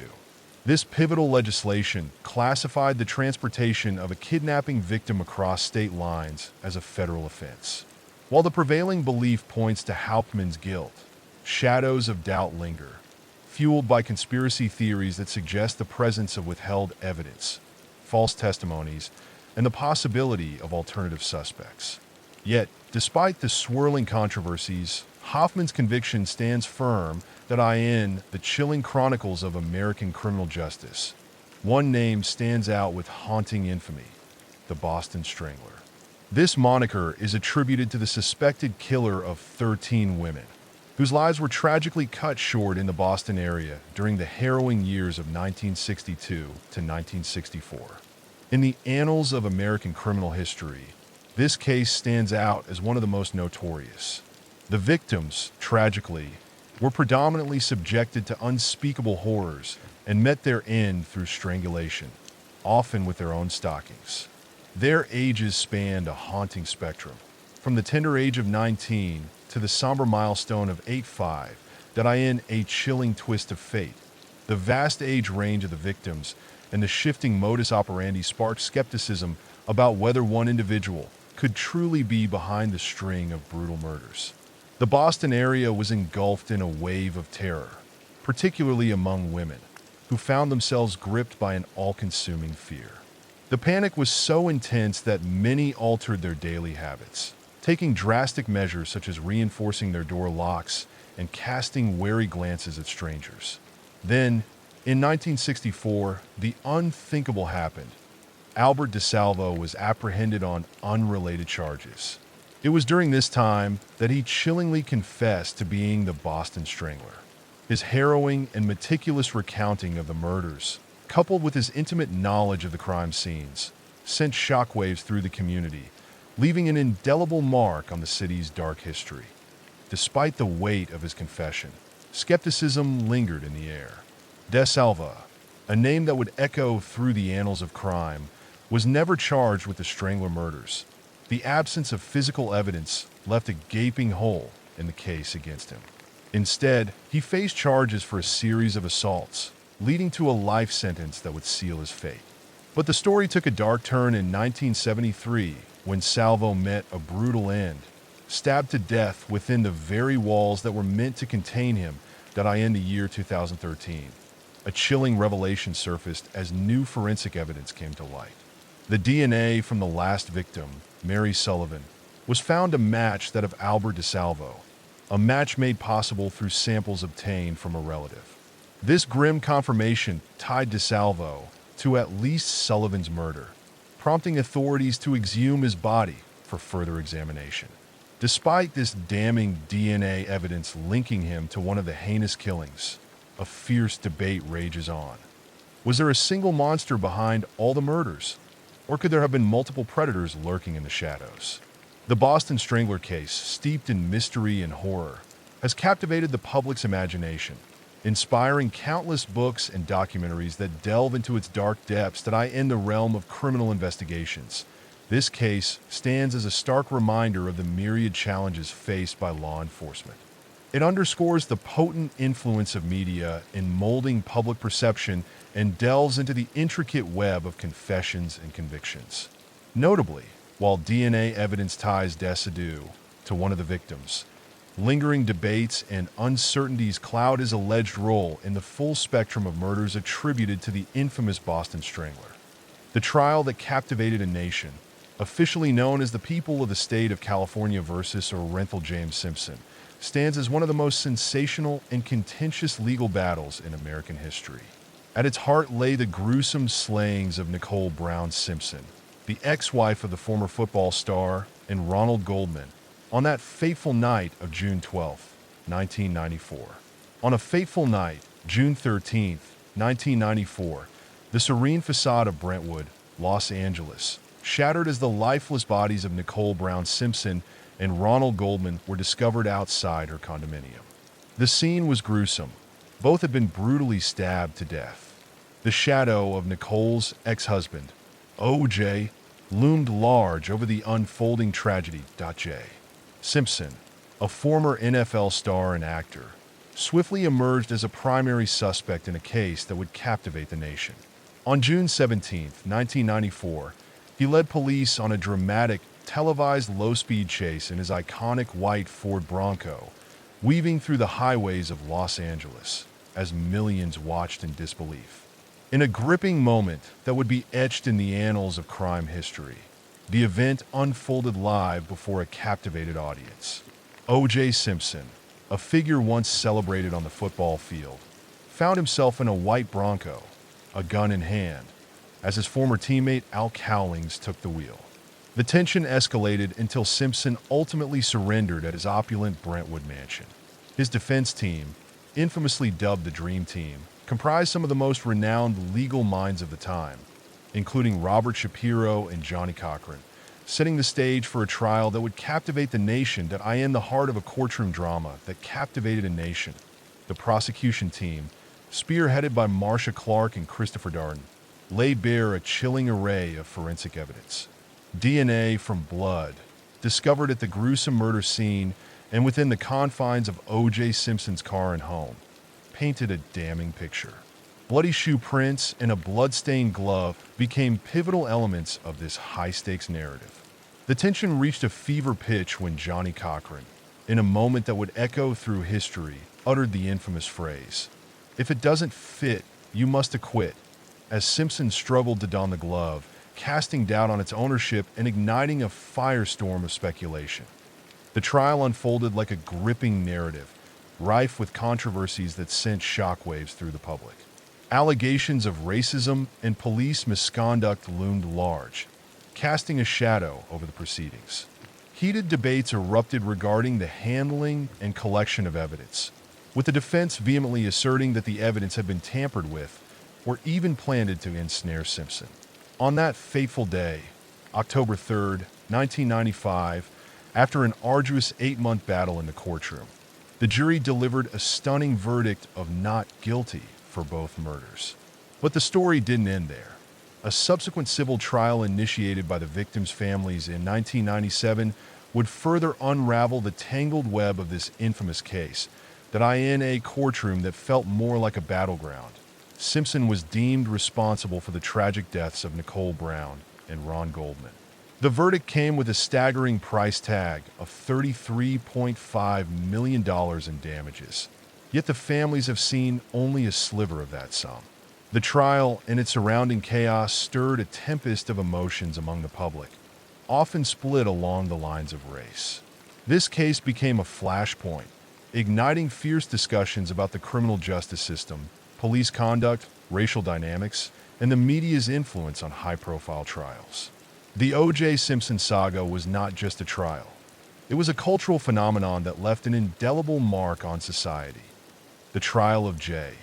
Simpson stands as a pivotal chapter in the annals of American pop culture, a vivid reflection of the societal tensions of the time and the undeniable influence of television in molding public perception. Meanwhile, Jeffrey Dahmer, a name that sends chills down the spine, was infamously dubbed the Milwaukee Cannibal or the Milwaukee Monster. This American serial killer and sex offender committed heinous acts, brutally murdering and dismembering 17 men and boys from 1978 to 1991, leaving a dark stain on the fabric of society. His crimes were marked by a chilling brutality, entwined with the dark themes of necrophilia and cannibalism. It all began in 1978 when Dahmer, at the tender age of 18, took his first victim. Not long after tossing his cap in the air at high school graduation, he encountered a hitchhiker named Stephen Hicks. With a deceptive charm, he lured Hicks to his home, where the atmosphere turned sinister. In a chilling act of violence, he struck Hicks with a dumbbell and then proceeded to strangle him to death. The horror didn't end there. He dismembered Hicks's body, burying the remains in a shallow grave right in his backyard. Following this gruesome act, a strange calm settled over him, as Dahmer refrained from killing again for nearly a decade. Yet, during this eerie interlude, he found himself entangled with the law for a series of minor offenses, hinting at the darkness that still lingered within Dahmer's reign of terror, reignited in the late 1980s, primarily in the shadows of Milwaukee, Wisconsin. His victims, often young men of African or Asian descent, were lured in with the seductive promises of cash or alcohol. Once ensnared, he would drug them, then strangle them into silence. In the aftermath of their tragic end, Dahmer engaged in unspeakable acts with their lifeless bodies before dismembering them. He meticulously documented his gruesome handiwork, capturing photographs of his victims at various stages of dismemberment, seemingly as twisted keepsakes. As his horrific saga unfolded, Dahmer's methods grew increasingly disturbing in a chilling narrative of obsession and horror. He consumed parts of his victims, convinced that this grotesque act would bind them to him forever. But the depravity didn't stop there. He sought to create his own twisted version of the undead. With a drill in hand, he punctured the skulls of some, pouring acid or boiling water into the gaping wounds while they still drew breath, believing this would render them eternally obedient. The dark saga of Dahmer reached its harrowing conclusion in July 1991, when one of his intended victims, Tracy Edwards, found a sliver of hope. In a desperate bid for freedom, he escaped and flagged down 2 police officers, leading them back to the lair of horror that was Dahmer's domain, in a chilling apartment. Investigators stumbled upon haunting photographs of dismembered bodies, alongside a refrigerator that held the grotesque secrets of human remains. It was here that Dahmer was apprehended, and in 1992, he faced justice for 16 gruesome murders, later admitting to a chilling 17th. He received a staggering 16 life sentences, narrowly escaping the death penalty, a fate that had been rendered obsolete in Wisconsin just months prior, in November 1994. But the story didn't end there. In a twist of fate, Dahmer met his demise at the hands of a fellow inmate, Christopher Scarver, within the confines of the Columbia Correctional Institution in Portage, Wisconsin. The chilling saga of Jeffrey Dahmer captivated the media and ignited a firestorm of public intrigue. Widespread horror and fascination surrounded the chilling crimes of Ted Bundy, raising numerous questions about the very nature of evil, the roots of sociopathy, and the depths of human depravity. Bundy stands as one of the most notorious serial killers in American history, his reign of terror stretching across several states in the 1970s. He confessed to the murders of 30 young women, though the true number of his victims may be even higher. His case is infamous not only for the brutality of his acts, but also for his uncanny ability to elude capture and manipulate those around him, leaving a trail of fear and disbelief in his wake. Born Theodore Robert Cowell in 1946 in Burlington, Vermont, Bundy's early life was anything but ordinary. Raised under the illusion that his grandparents were his parents and his mother was his sister, he was shielded from the harsh realities of his origins to protect against the stigma of an unwed mother. The revelation of his true lineage would later haunt him, leaving an indelible mark on his psyche. His descent into darkness began with innocent peeping into windows, a mere prelude to the thefts that followed. But these petty crimes were merely the opening act. By 1974, a chilling pattern emerged in Washington state as young women began to vanish without a trace, setting the stage for a sinister tale that would grip the nation. These women, often characterized by their long, dark hair parted in the middle, bore a striking resemblance to a former girlfriend of Mundus.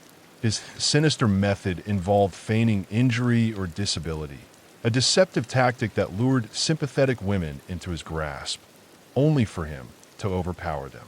In 1975, Bundy found himself arrested in Utah for a botched kidnapping. As he awaited trial, police began to unravel a web of connections linking him to a series of unsolved murders spanning multiple states. Convicted of the kidnapping, he was sentenced to jail, but the story took a darker turn when, while preparing for a murder trial in Colorado, Bundy managed to escape custody not once, but twice. His second escape was a chilling success, leading him to the sun-soaked state of Florida. It was here that Bundy would commit some of his most infamous acts. On January 15, 1978, he infiltrated the Kappa Omega sorority house at Florida State University, unleashing a wave of terror as he attacked 4 women, leaving 2 dead in his wake. Nearby, he also assaulted another woman, leaving her severely injured. Just weeks later, he would kidnap and murder 12-year-old Kimberly Leach, marking her as his last known victim. Bundy's reign of terror came to an end when he was captured in February 1978. The trial for the Kappa Omega murders became a spectacle, one of the first to be broadcast nationally, drawing the eyes of a captivated public. A law school dropout, Bundy often played the role of the charming yet dangerous predator, a facade that would ultimately unravel in the courtroom, as his own attorney. He further fueled the media frenzy enveloping the courtroom. After receiving a death sentence, Bundy leveraged his confessions to stall his execution, revealing tantalizing details about unsolved murders in exchange for temporary reprieves. He claimed to have taken the lives of 30 women, yet the true number remains shrouded in mystery. On January 24, 1989, Ted Bundy met his end in the electric chair at Florida State Prison. His case has been dissected in countless documentaries, books, and films, sparking intense discussions about the allure of his charm and the depths of his manipulation, leaving many to ponder how someone so charismatic could harbor such darkness. In a world where the ordinary often masks the extraordinary, the chilling reality unfolds that a seemingly normal person can commit the most heinous acts. This case serves as a stark reminder of the perils of manipulation and the deceptive nature of appearances. Ted Bundy, a figure forever etched in the annals of crime, embodies the unsettling truth that beneath the most mundane facades, darkness can thrive. The saga of the Menendez brothers stands as one of the most infamous tales from the late 20th century. Lyle and Eric Menendez, sons of the affluent Jose and Kitty Menendez, lived a life that belied the horror that would ultimately emerge from their seemingly privileged existence in the opulent enclave of Beverly Hills, California, where success and affluence painted a picture of a charmed life. A dark tale began to unfold on August 20th, 1989. The bodies of Jose and Kitty Menendez were discovered in the den of their lavish mansion, lifeless and brutally shot multiple times with shotguns. At first glance, the police did not suspect the brothers. They seemed genuinely distraught, claiming they were not home during the horrific event. Yet, as the investigation deepened, the facade began to crack, revealing the unsettling behavior of the Menendez brothers. As the chilling events unfolded, a cloud of suspicion began to gather around the brothers following the brutal murders. They plunged into a whirlwind of extravagant spending, acquiring luxury items and making significant investments with their family's wealth, as if trying to erase the horror of their actions. The turning point arrived when Eric, in a moment of vulnerability, confessed to his psychologist the dark truth. He and his brother had taken their parents' lives. This shocking revelation eventually made its way to the police, igniting a firestorm of media attention. The trial of the Menendez brothers became a sensational spectacle, broadcast across television screens and dissected by the press. Their defense attorneys painted a harrowing picture, arguing that years of emotional and physical torment had driven the brothers to commit such an unthinkable in a chilling tale that gripped the nation. The prosecution argued that the Menendez brothers, driven by greed and a desire for their parents' vast fortune, committed the unthinkable act of murder. The first trial, held in 1994, ended in a stalemate with two juries unable to reach a verdict. It wasn't until the second trial, which wrapped up in 1996, that the brothers faced justice, ultimately being convicted of first-degree murder and sentenced to life in prison without the possibility of parole. This case ignited fierce debates surrounding the complexities of familial abuse, the dark motivations that can lead to patricide, and the pervasive influence of media in shaping public perception that high-profile trials have captivated the public since the conviction of the Menendez brothers, who have been serving their sentences while their wives continue to navigate the aftermath. This case remains a pivotal moment in American pop culture, often invoked in conversations about the tangled web of wealth, crime, and media sensationalism. Meanwhile, the Oklahoma City bombing stands as one of the most devastating acts of domestic terrorism in U.S. history, leaving an indelible mark on the national consciousness that on the fateful morning of April 19, 1995, a thunderous explosion shattered the tranquility of Oklahoma City, targeting the Alfred P. Murrah Federal Building. The blast was catastrophic, obliterating much of the structure and leaving a trail of destruction in its wake, with surrounding buildings also bearing the scars of the violence. In the aftermath, the grim toll revealed that 168 lives were extinguished, including the innocence of 19 children, while over 500 others bore the physical and emotional wounds of the tragedy.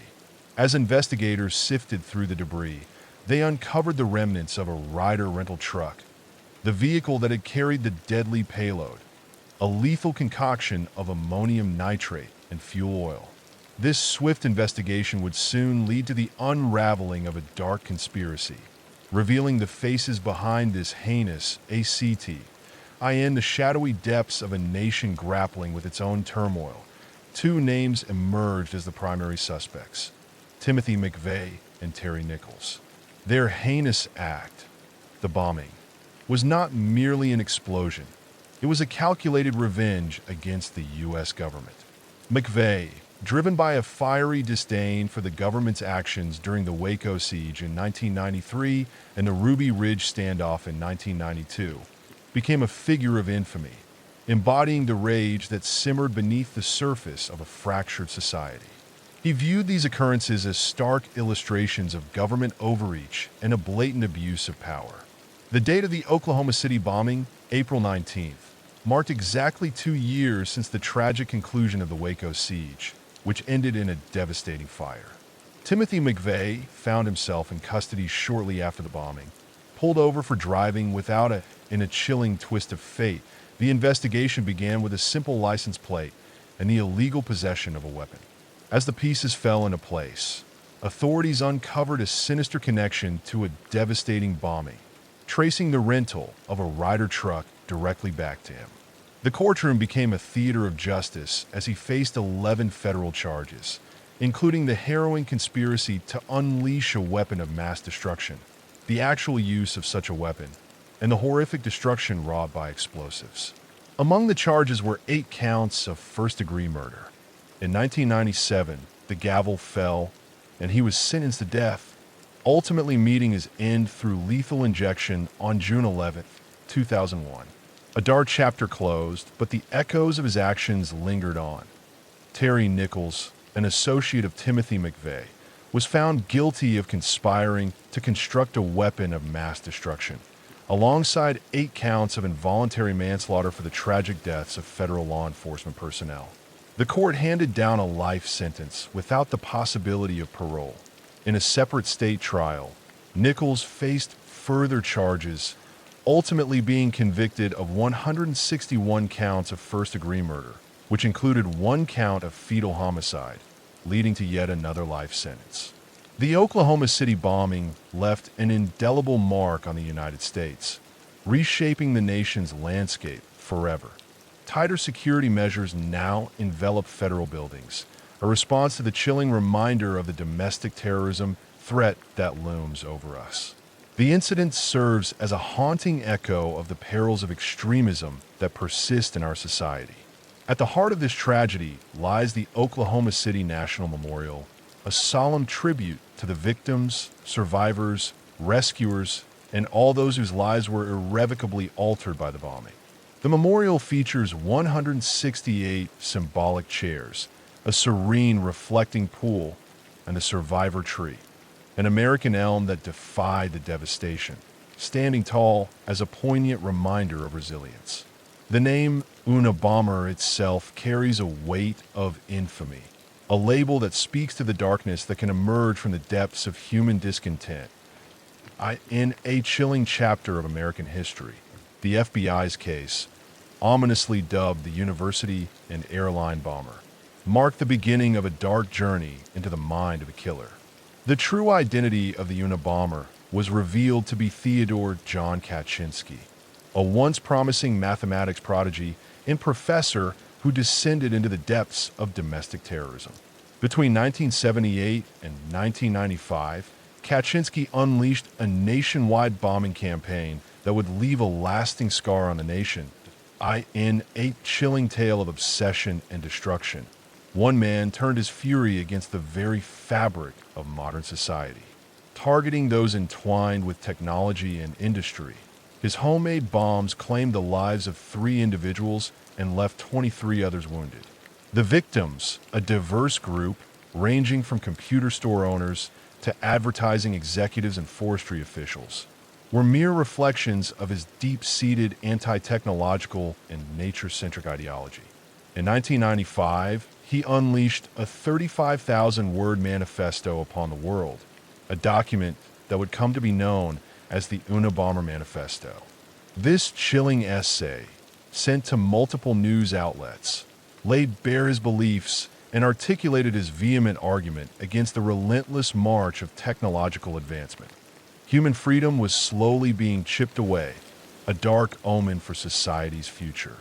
In a chilling demand, Kaczynski insisted that his manifesto be published, issuing threats of further violence if his wishes were ignored. The New York Times and Washington Post, in a tense collaboration with the FBI, made the fateful decision to release the manifesto, hoping that someone might see a glimmer of recognition in its words or ideas. Their strategy bore fruit when David Kaczynski, Theodore's younger brother, discerned striking similarities between the manifesto's tone and the writings of his brother from years past. After a harrowing search for the truth, the pieces began to fall into place. In April 1996, David, driven by a nagging suspicion, sought the counsel of a private investigator and an attorney. His instincts led him to the FBI, who acted swiftly. Federal agents descended upon a secluded cabin in Lincoln, Montana, where they unearthed a trove of chilling evidence. Among the findings was a live bomb, poised for mailing, alongside bomb components and a journal that laid bare Kaczynski's dark deeds. As the specter of the death penalty loomed over him, Kaczynski initially rejected the help of his court-appointed lawyers, who proposed an insanity defense, an idea he vehemently opposed. Ultimately, he made a fateful decision to plead. In 1998, he pleaded guilty to all charges, sealing his fate with a life sentence devoid of any chance for parole. Kaczynski now resides in the confines of a supermax federal prison in Florence, Colorado. The Unabomber case stands out, not merely for the heinous acts committed, but for the unsettling questions it posed to society at large. Kaczynski's manifesto, a chilling document advocating for violent measures, ignited fierce discussions about the pervasive influence of technology and the dire ramifications of its unbridled growth. Moreover, it forced a reckoning with the ethical dilemmas that lingered in the shadows of his ideology, in the shadowy depths of American criminal history. The publication of a manifesto emerges as a chilling response to the threats that loomed over David Kaczynski, a man grappling with profound moral dilemmas as he turned in his brotherhood. Meanwhile, the tale of the Green River Killer unfolds, a narrative steeped in infamy. Gary Leon Ridgway, the man behind the moniker, was ultimately convicted of 49 murders, yet his chilling confession revealed a far darker truth. He claimed to have taken the lives of 71 victims. Some chilling estimates, drawn from his own chilling confession, indicate that he may have taken the lives of over 90 individuals. The majority of his victims were women, particularly those on the fringes of society, prostitutes and runaways. These heinous acts unfolded over nearly 2 decades, spanning from the early 1980s to the late 1990s. Many of Ridgway's victims were lured in along Pacific Highway South, where he would typically strangle them before callously disposing of their bodies in the dense woods of the Green River Valley. This grim pattern earned him the notorious title of the Green River Killer. Some bodies were found in clusters, and disturbingly, he sometimes returned to the very sites of his atrocities in the shadowy depths of the Green River. A chilling discovery was made in 1982. Bodies, lifeless and abandoned, whispered secrets of a sinister presence. This marked the beginning of a haunting tale, as the unknown murderer earned the grim moniker of the Green River Killer. Despite the relentless pursuit of justice by law enforcement, the killer slipped through their fingers, remaining a phantom throughout the 1980s and 1990s. Detectives, armed with the promise of DNA evidence, scoured crime scenes. Yet the technological limitations of the era thwarted their efforts to forge a connection to the elusive perpetrator. In response, the King County Police established the Green River Task Force, enlisting the expertise of Detective Dave Reichert, a pivotal figure in this dark saga. As the case unfolded, the relentless march of DNA technology in the 2000s would prove pivotal. In 2001, it became clear that Gary Ridgway was not just a name in the shadows. He was intricately connected to some of the most heinous murders, his dark legacy finally coming to light. In November of 2003, the chilling tale took a turn when he was arrested. To escape the looming shadow of the death penalty, Ridgway made a harrowing choice, a plea deal that would see him confess to a staggering 48 murders. In a grim twist, he also agreed to assist authorities in the grim task of locating the remains of his victims. But the story didn't end there. He was later convicted of yet another murder, bringing the horrifying total to 49 that Ridgway received a life sentence, locked away without the chance of ever seeing the outside world again. He now resides in the cold confines of the Washington State Penitentiary in Walla Walla. The saga of the Green River Killer is infamous, marked by its chilling duration and the staggering number of lives lost. It serves as a haunting reminder of the relentless pursuit of justice, showcasing the pivotal role of DNA evidence in cracking open cold cases.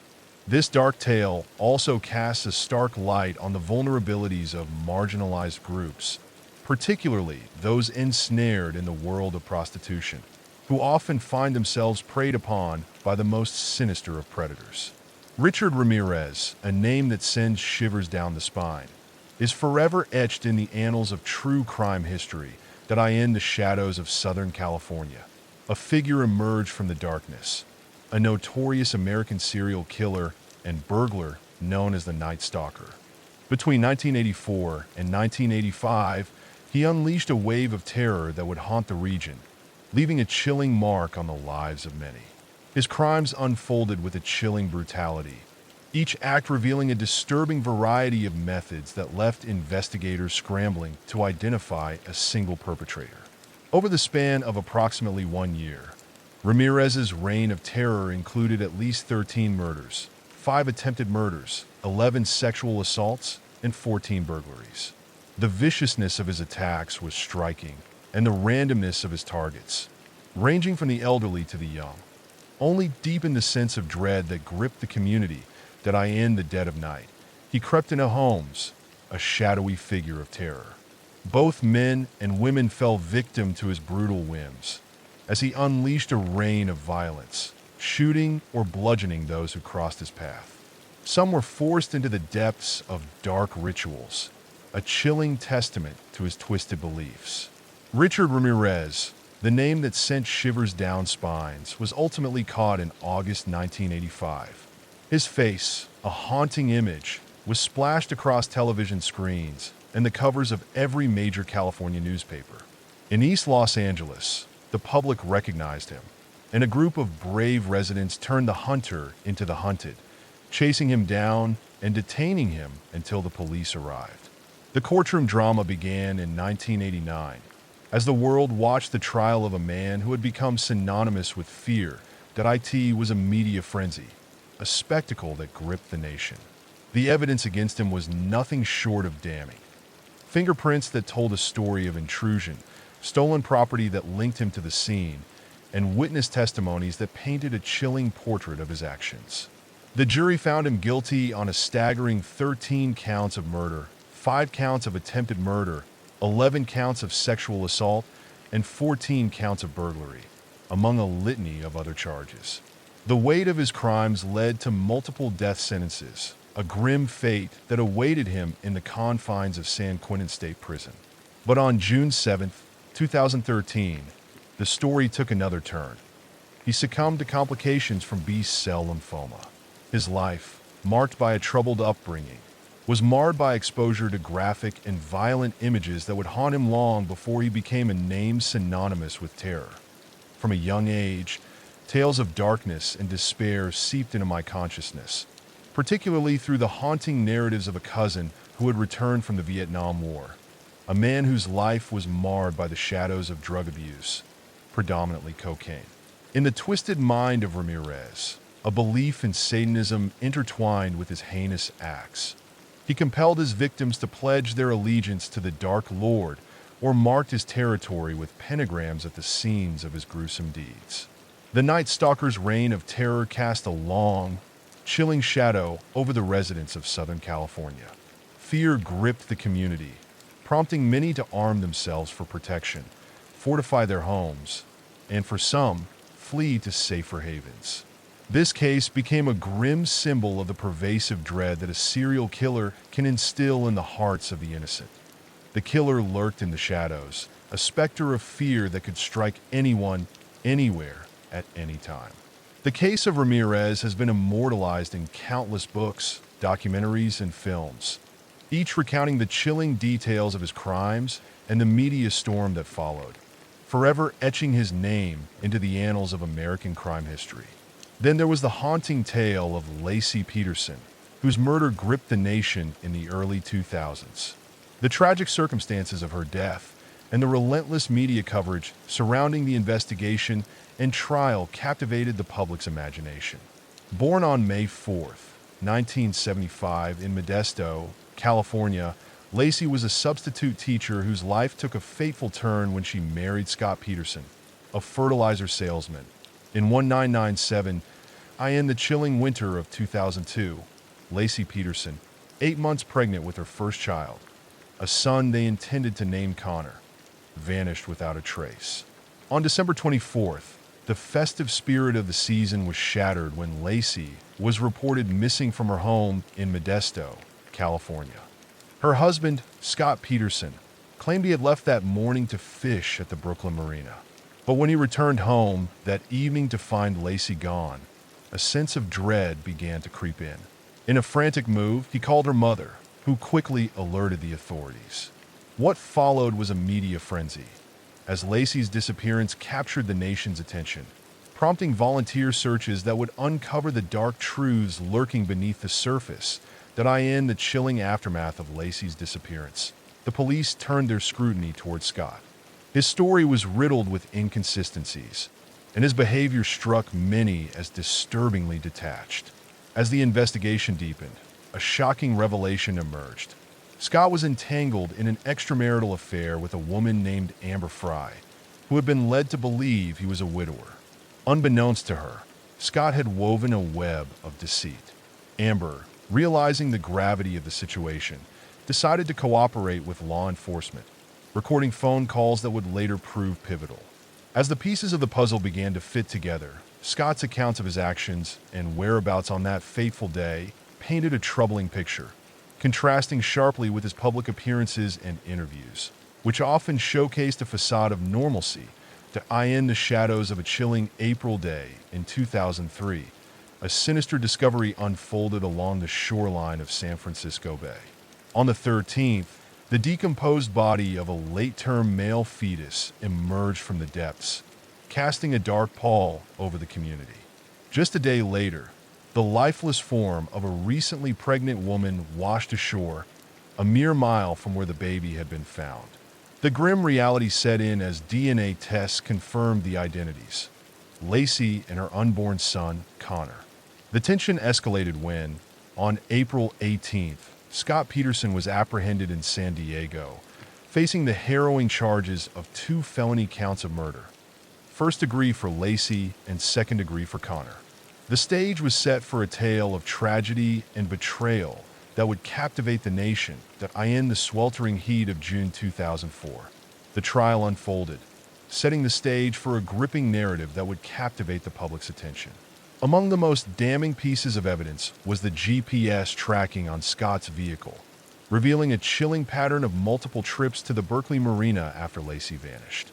The prosecution painted a harrowing picture, suggesting that Scott had taken Lacey's life within the confines of their home, only to transport her lifeless body in his boat, ultimately discarding her in the depths of the San Francisco Bay. On that fateful day, November 12, 2004, the narrative of a seemingly perfect life unraveled. Following a sensational trial that captivated the nation, Scott Peterson was found guilty of first-degree murder for Lacey's tragic death and second-degree murder for the loss of their unborn son. The verdict came down on March 16, 2005, sealing his fate in a case that would haunt many for years to come. Scott Peterson's conviction and death sentence have sparked a whirlwind of appeals, documentaries, and heated public discourse. Many argue that the overwhelming media frenzy and public outcry may have led to a hasty conclusion in his case. As he languishes on death row in California, new developments in his appeal process hint at the possibility of a retrial. Meanwhile, Dennis Rader, infamously known as the BTK Killer, stands as one of the most infamous serial killers in American history in the annals of infamy. The acronym BTK evokes a chilling sense of dread, standing for bind, torture, kill, an unsettling reflection of the twisted mind behind the name. Dennis Rader, the man who would become synonymous with these heinous acts, embarked on his dark journey in 1974, beginning with the savage murders of the Otero family.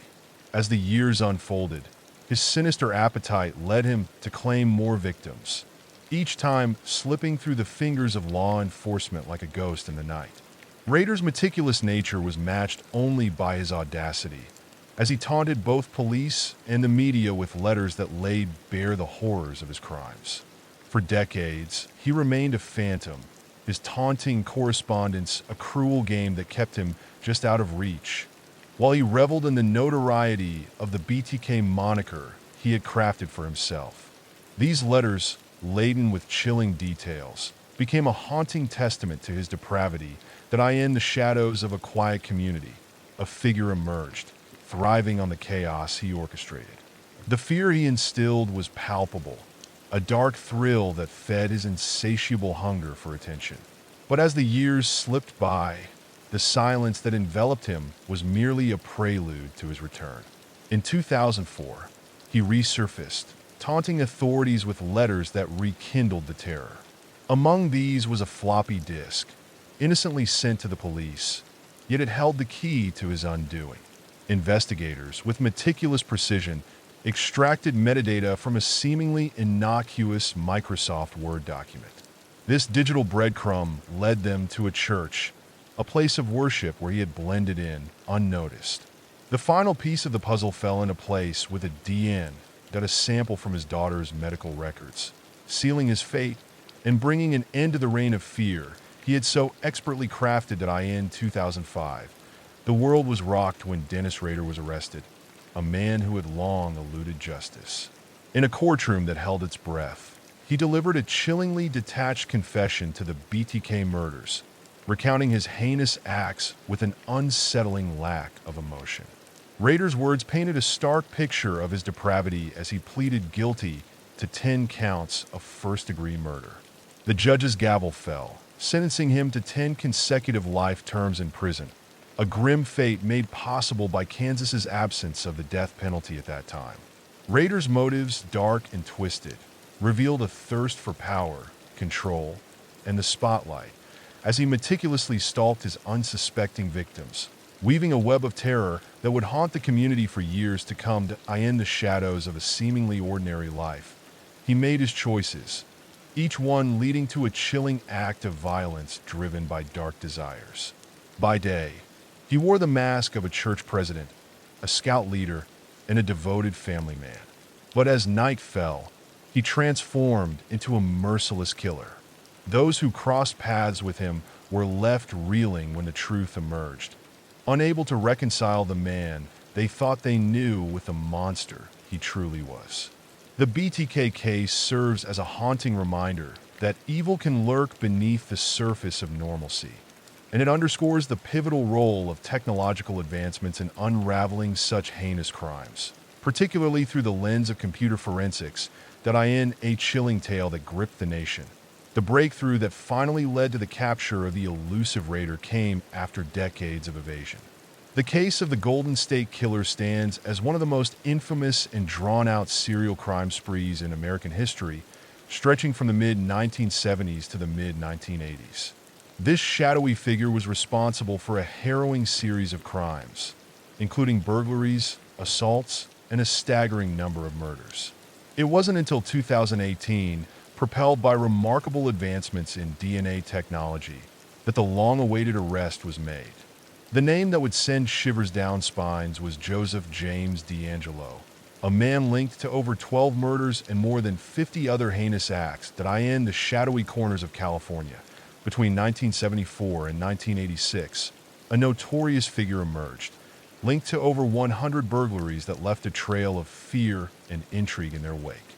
For years, the shadowy figure behind the terror was thought to be a collection of criminals: the East Area Rapist, the original Night Stalker, and the Visalia Ransacker. Yet, as the chilling truth emerged, it became clear that these heinous acts were the work of a single, monstrous individual, the Golden State Killer. His reign of terror began with burglaries, but soon spiraled into a nightmarish series of rapes and murders. He was a predator, stalking his unsuspecting victims, slipping into their homes under the cover of darkness, and often binding and assaulting them. The meticulous planning and unsettling familiarity he exhibited with his victims' lives painted a portrait of a man who thrived on fear and control. The tale of his victims sends shivers down the spine. The investigation into the Golden State Killer's heinous acts spanned decades. A relentless pursuit marked by thousands of tips and countless leads. Yet he remained a ghost, slipping through the fingers of law enforcement. For years, the case lay dormant, shrouded in silence. But as the 2000s dawned, a renewed fervor ignited among cold case detectives, journalists, and amateur sleuths, who began to peel back the layers of these unsolved horrors. The public's fascination surged, especially after the haunting release of Michelle McNamara's book, I'll Be Gone in the Dark, in 2018, which cast a stark light on the chilling enigma that had captivated so many. In the shadows of history, the name McNamara echoes with intrigue and complexity, a figure entwined in the web of decisions that shaped a nation. His story unfolds like a chilling narrative, revealing the depths of ambition and the consequences that follow. Each chapter is steeped in the weight of choices made, leaving a trail of questions that linger long after the final page is turned. In the shadows of California's history, the name Golden State Killer emerged, forever etched in the annals of true crime. A haunting narrative unfolded in 2018 when investigators, driven by relentless determination, stumbled upon a groundbreaking forensic technique. They delved into a public genealogy database, seeking the elusive threads of familial connection to the monster lurking in the dark. With each DNA sample left behind at the crime scenes, they traced the lineage of terror, leading them to the unsuspecting Joseph James D'Angelo. In a chilling twist, they stealthily collected his DNA from a car door handle and a discarded tissue, ultimately revealing a match that would shatter the silence of years gone by. D'Angelo, a former police officer, became the face of a nightmare that had haunted countless lives. In the summer of June 2020, a police officer from the 70s was taken into custody at his residence in Citrus Heights, California. This man, D'Angelo, faced the weight of his past as he pleaded guilty to multiple counts of murder and kidnapping, a plea that spared him from the looming shadow of a death penalty trial.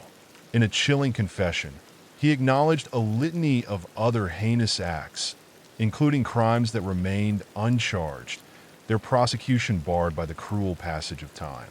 By August 2020, D'Angelo was sentenced to life behind bars, forever stripped of the chance for parole. The apprehension and subsequent conviction of the Golden State Killer marked a pivotal chapter in the annals of true crime history. The narrative of American criminal justice unfolds not merely through the severity and duration of certain crimes, but also through the groundbreaking DNA techniques that played a pivotal role in identifying and capturing the perpetrators. Among the most notorious cases that have captured public fascination is the kidnapping of Patty Hearst. This case stands out not only for its sensational elements, but also for the intricate web of political, social, and psychological factors that enveloped it. Patricia Campbell Hearst, the granddaughter of a prominent American publishing magnate, became an unwilling figure in a story that would echo through the annals of true crime history. On a chilling February 4th in 1974, the life of magnate William Randall Hearst took a dark turn as he was snatched from the safety of his world, plunging into a harrowing tale of abduction and intrigue. Patty, as she was often referred to, vanished from her Berkeley, California apartment, snatched away by a notorious faction known as the Symbionese Liberation Army, or SLA. This small but fervent radical leftist group had made a name for itself with its incendiary rhetoric and a trail of criminal exploits. Following her abduction, the SLA issued a chilling ultimatum. The Hearst family must donate millions of dollars in food to the impoverished of California if they ever hoped to see Patty again. In a desperate bid to save her, the Hearst family scrambled to comply with these demands, attempting to orchestrate a response that would satisfy the captors. In a chilling twist of fate, a massive food giveaway unfolded. Yet the Symbionese Liberation Army faced harsh criticism for their efforts. Deemed woefully inadequate, months passed, and the promised release of Patty Hearst never materialized. Then, in a shocking revelation, she emerged in a bank surveillance video, her presence alongside her captors during a brazen robbery. Under the alias Tanya, she issued fervent statements championing the SLA and their radical causes. This startling transformation ignited a fierce debate. Had Patty Hearst willingly embraced her captors, or was she ensnared in the grips of Stockholm Syndrome, a psychological phenomenon that blurs the lines between captor and captive? In a chilling twist of fate, hostages often find themselves forming unexpected emotional ties with their captors. This unsettling phenomenon was starkly illustrated in the case of Patty Hearst, who, along with her SLA associates, was ultimately captured in September 1975. Her trial erupted into a media frenzy, capturing the public's imagination. Hearst's defense hinged on the claim that she had been brainwashed and coerced into aligning with the notorious SLA. Yet, in 1976, the jury delivered a damning verdict, guilty of bank robbery, resulting in a staggering 35-year prison sentence.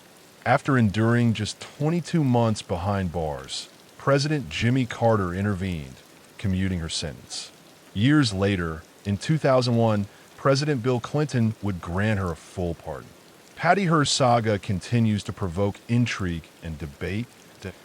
In the shadows of a divided opinion, the narrative unfolds. A young woman caught in a web of intrigue, with some labeling her a victim of kidnapping and brainwashing, while others cast her as a willing accomplice in the nefarious deeds of the SLA.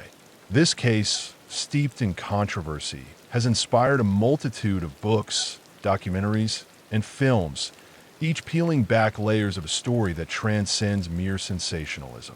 It probes deep into the psyche of media influence, the radical political upheaval of the 1970s, and the very essence of free will, all while exposing the intricate workings of the criminal justice system. It stands as a haunting testament to a chaotic chapter in American history, echoing the tragic tale of the Adam Walsh case, a story that tugs at the heartstrings and challenges the mind, in a haunting chapter etched into the fabric of American crime history. The story begins on July 27, 1981, when 6-year-old Adam Walsh vanished from a Sears department store nestled within the Hollywood Mall in Florida. His mother, Reeve Walsh, had momentarily left him in the toy section, her attention diverted as she searched for a lamp. But when she returned, the unthinkable had happened. Her son was gone. The nightmare deepened on August 10th, 1981, when, just 2 weeks after his disappearance, the severed head of young Adam was discovered in a nearby canal, forever altering the landscape of child protection and law enforcement policies in the nation. About 120 miles from his home, the body of the young boy was never found. The police department faced a storm of criticism for their early missteps and the glaring lack of resources that plagued the investigation. Over the years, numerous suspects and leads emerged, yet none bore the weight of substantial evidence that could tie any one person to the chilling murder of Adam.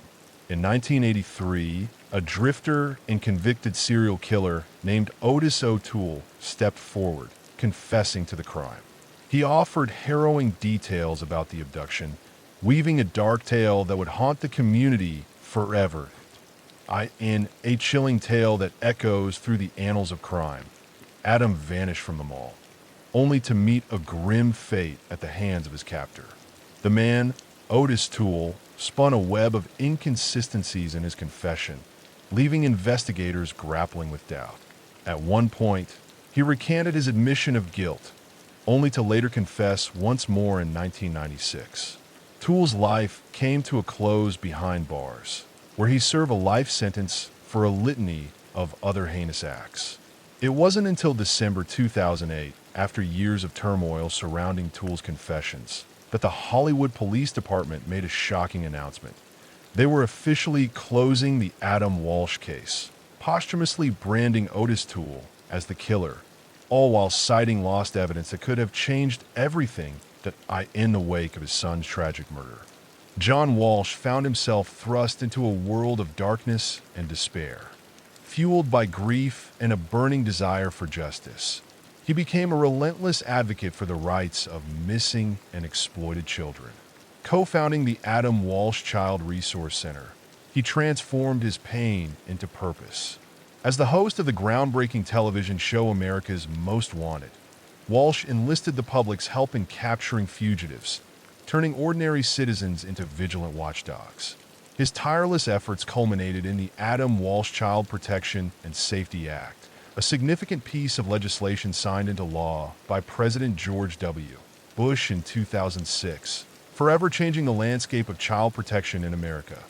This pivotal act created a national database of convicted child molesters, tightened penalties for federal offenses against children, and sought to rectify the flaws in both national and state sex offender registry systems.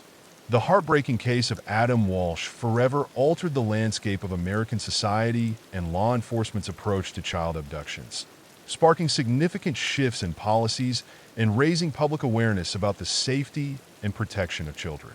Meanwhile, the mysterious disappearance of Natalie Holloway remains one of the most notorious and widely publicized cases in recent history that in the shadowy corners of the 21st century. The case of Natalie Holloway stands out, a haunting tale that begins on May 30th, 2005. An 18-year-old from Mountain Brook, Alabama. She vanished during what was meant to be a celebratory high school graduation trip to the picturesque island of Aruba. The last known sighting of Natalie took place in the early hours at a lively bar and nightclub named Carlos and Charlie's. She was seen leaving in the company of 3 local men, Jordan Vandersloot and the brothers Deepak and Satish. These 3 figures, the last to be seen with her, were initially taken into custody, but the grip of justice slipped away as they were released without charges, leaving a chilling void in the search for answers that in a chilling twist. The witnesses offer conflicting accounts regarding the last sighting of Halliday. Each insisted they had simply dropped her off at her hotel, vehemently denying any involvement in her disappearance. Meanwhile, both local authorities and American investigators launched exhaustive searches, yet the elusive Halliday remained unfound, leaving behind a haunting void. Her case quickly captured the media's gaze, stirring intrigue and concern across the nation. Over the years, the case surrounding the disappearance of Holloway has been shrouded in mystery, with numerous TV specials, documentaries, and news programs delving into the details. Vandersloot, a central figure in this tragic tale, offered a series of conflicting statements and confessions, only to later retract them, leaving a trail of confusion in his wake. His inconsistent narratives posed a significant challenge for authorities, who struggled to uncover the truth behind Holloway's fate. In a chilling twist, in 2010, Vandersloot found himself arrested and ultimately convicted for the murder of Stephanie Flores in Lima, Peru. He was sentenced to 28 years in prison for that heinous crime, further deepening the shadows of suspicion surrounding his involvement in the Holloway case. But Holloway's disappearance remains shrouded in mystery, a haunting enigma that has captivated the public's imagination. Over the years, various leads have emerged, potential witnesses and alleged discoveries of remains, but none have provided the concrete evidence needed to unravel the truth. The case cast a long shadow over Aruba's tourism industry, as many Americans chose to boycott the island, fueled by perceptions of a mishandled investigation. This tragic tale has inspired countless books and documentaries, each attempting to piece together the fragments of a story that continues to elude resolution, that in the shadow of tragedy. Beth Holloway emerged as a fierce advocate for families grappling with the haunting absence of their loved ones. After the harrowing ordeal of her daughter's disappearance, she poured her heart into a book, sharing the agonizing details of her journey. Meanwhile, the man at the center of this dark tale, Peru Vandersloot, faces the looming specter of extradition to the United States. Charged with extortion and wire fraud, he allegedly attempted to manipulate Holloway's family, seeking financial gain in exchange for the elusive truth about her daughter's fate. The echoes of violence resonate through history as we remember the Texas Tower shooting on that fateful day, August 1st, 1966, when Charles Whitman unleashed chaos and despair from above, forever altering the lives of many that in the annals of American history. Few events resonate with the chilling echoes of tragedy like the mass shooting perpetrated by Charles Whitman. At just 25 years old, this former Marine and University of Texas student would become the face of a dark chapter in our collective memory. Leading up to that fateful day, Whitman exhibited troubling signs of mental disturbance. He sought professional help, revealing a mind tormented by violent urges. His journals, haunting in their honesty, laid bare his fears about his own mental state.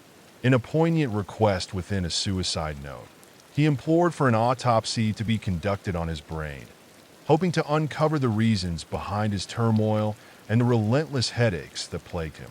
The subsequent autopsy would indeed unveil a hidden truth, forever linking his tragic story to the complexities of the human mind that a pecan-sized tumor loomed over the life of Charles Whitman, its influence on his actions a topic of heated debate. On that fateful morning, before he set foot on the University of Texas campus, he committed the unthinkable, taking the life of his mother, Margaret, in her apartment, followed by the murder of his wife, Kathy, in their shared home. With his family gone, Whitman prepared for his next move, loading a footlocker with supplies, food, water, and an arsenal of weapons. He entered the university's main building, where chaos erupted as he shot a receptionist and left others wounded in his wake. As the sun hung low in the Texas sky, a figure ascended to the observation deck of the tower, nearly 300 feet above the bustling campus below. It was here, in this seemingly serene spot, that chaos would soon erupt. With a chilling calm, he began to unleash a torrent of gunfire upon the unsuspecting crowd, a relentless assault that would last for 96 harrowing minutes. In that time, 16 lives were extinguished, and over 30 others were left wounded, their cries echoing in the air. The police, bolstered by brave armed civilians, scrambled to respond, but the lack of communication and preparation for such a horrific event turned the scene into a chaotic nightmare. Ultimately, it was the courage of officers Houston McCoy and Romero that brought this tragic chapter to a close, ending the reign of terror that had gripped the campus. Martinez, a figure of remarkable courage, climbed the tower to face the chaos that unfolded during the Texas Tower shooting, a moment that sent shockwaves through the nation. This harrowing event prompted a critical reassessment of police strategies in the face of such horrors. It also ignited a heightened awareness of the urgent need for improved mental health services and understanding. The tragedy has since been immortalized in countless documentaries, books, and articles, remembered not just for its brutality, but also for the extraordinary acts of heroism exhibited by both civilians and law enforcement on that fateful day. Our hearts and thoughts extend to those affected, that in the shadows of these horrendous crimes lie the victims and their families, forever marked by tragedy. If you or someone you know is grappling with mental health struggles or dark thoughts, do not hesitate to seek professional help. Support is out there, waiting to be found. Thank you for joining us in this exploration. If you found this compelling, please like and subscribe for more chilling content. Until we meet again, stay curious and vigilant.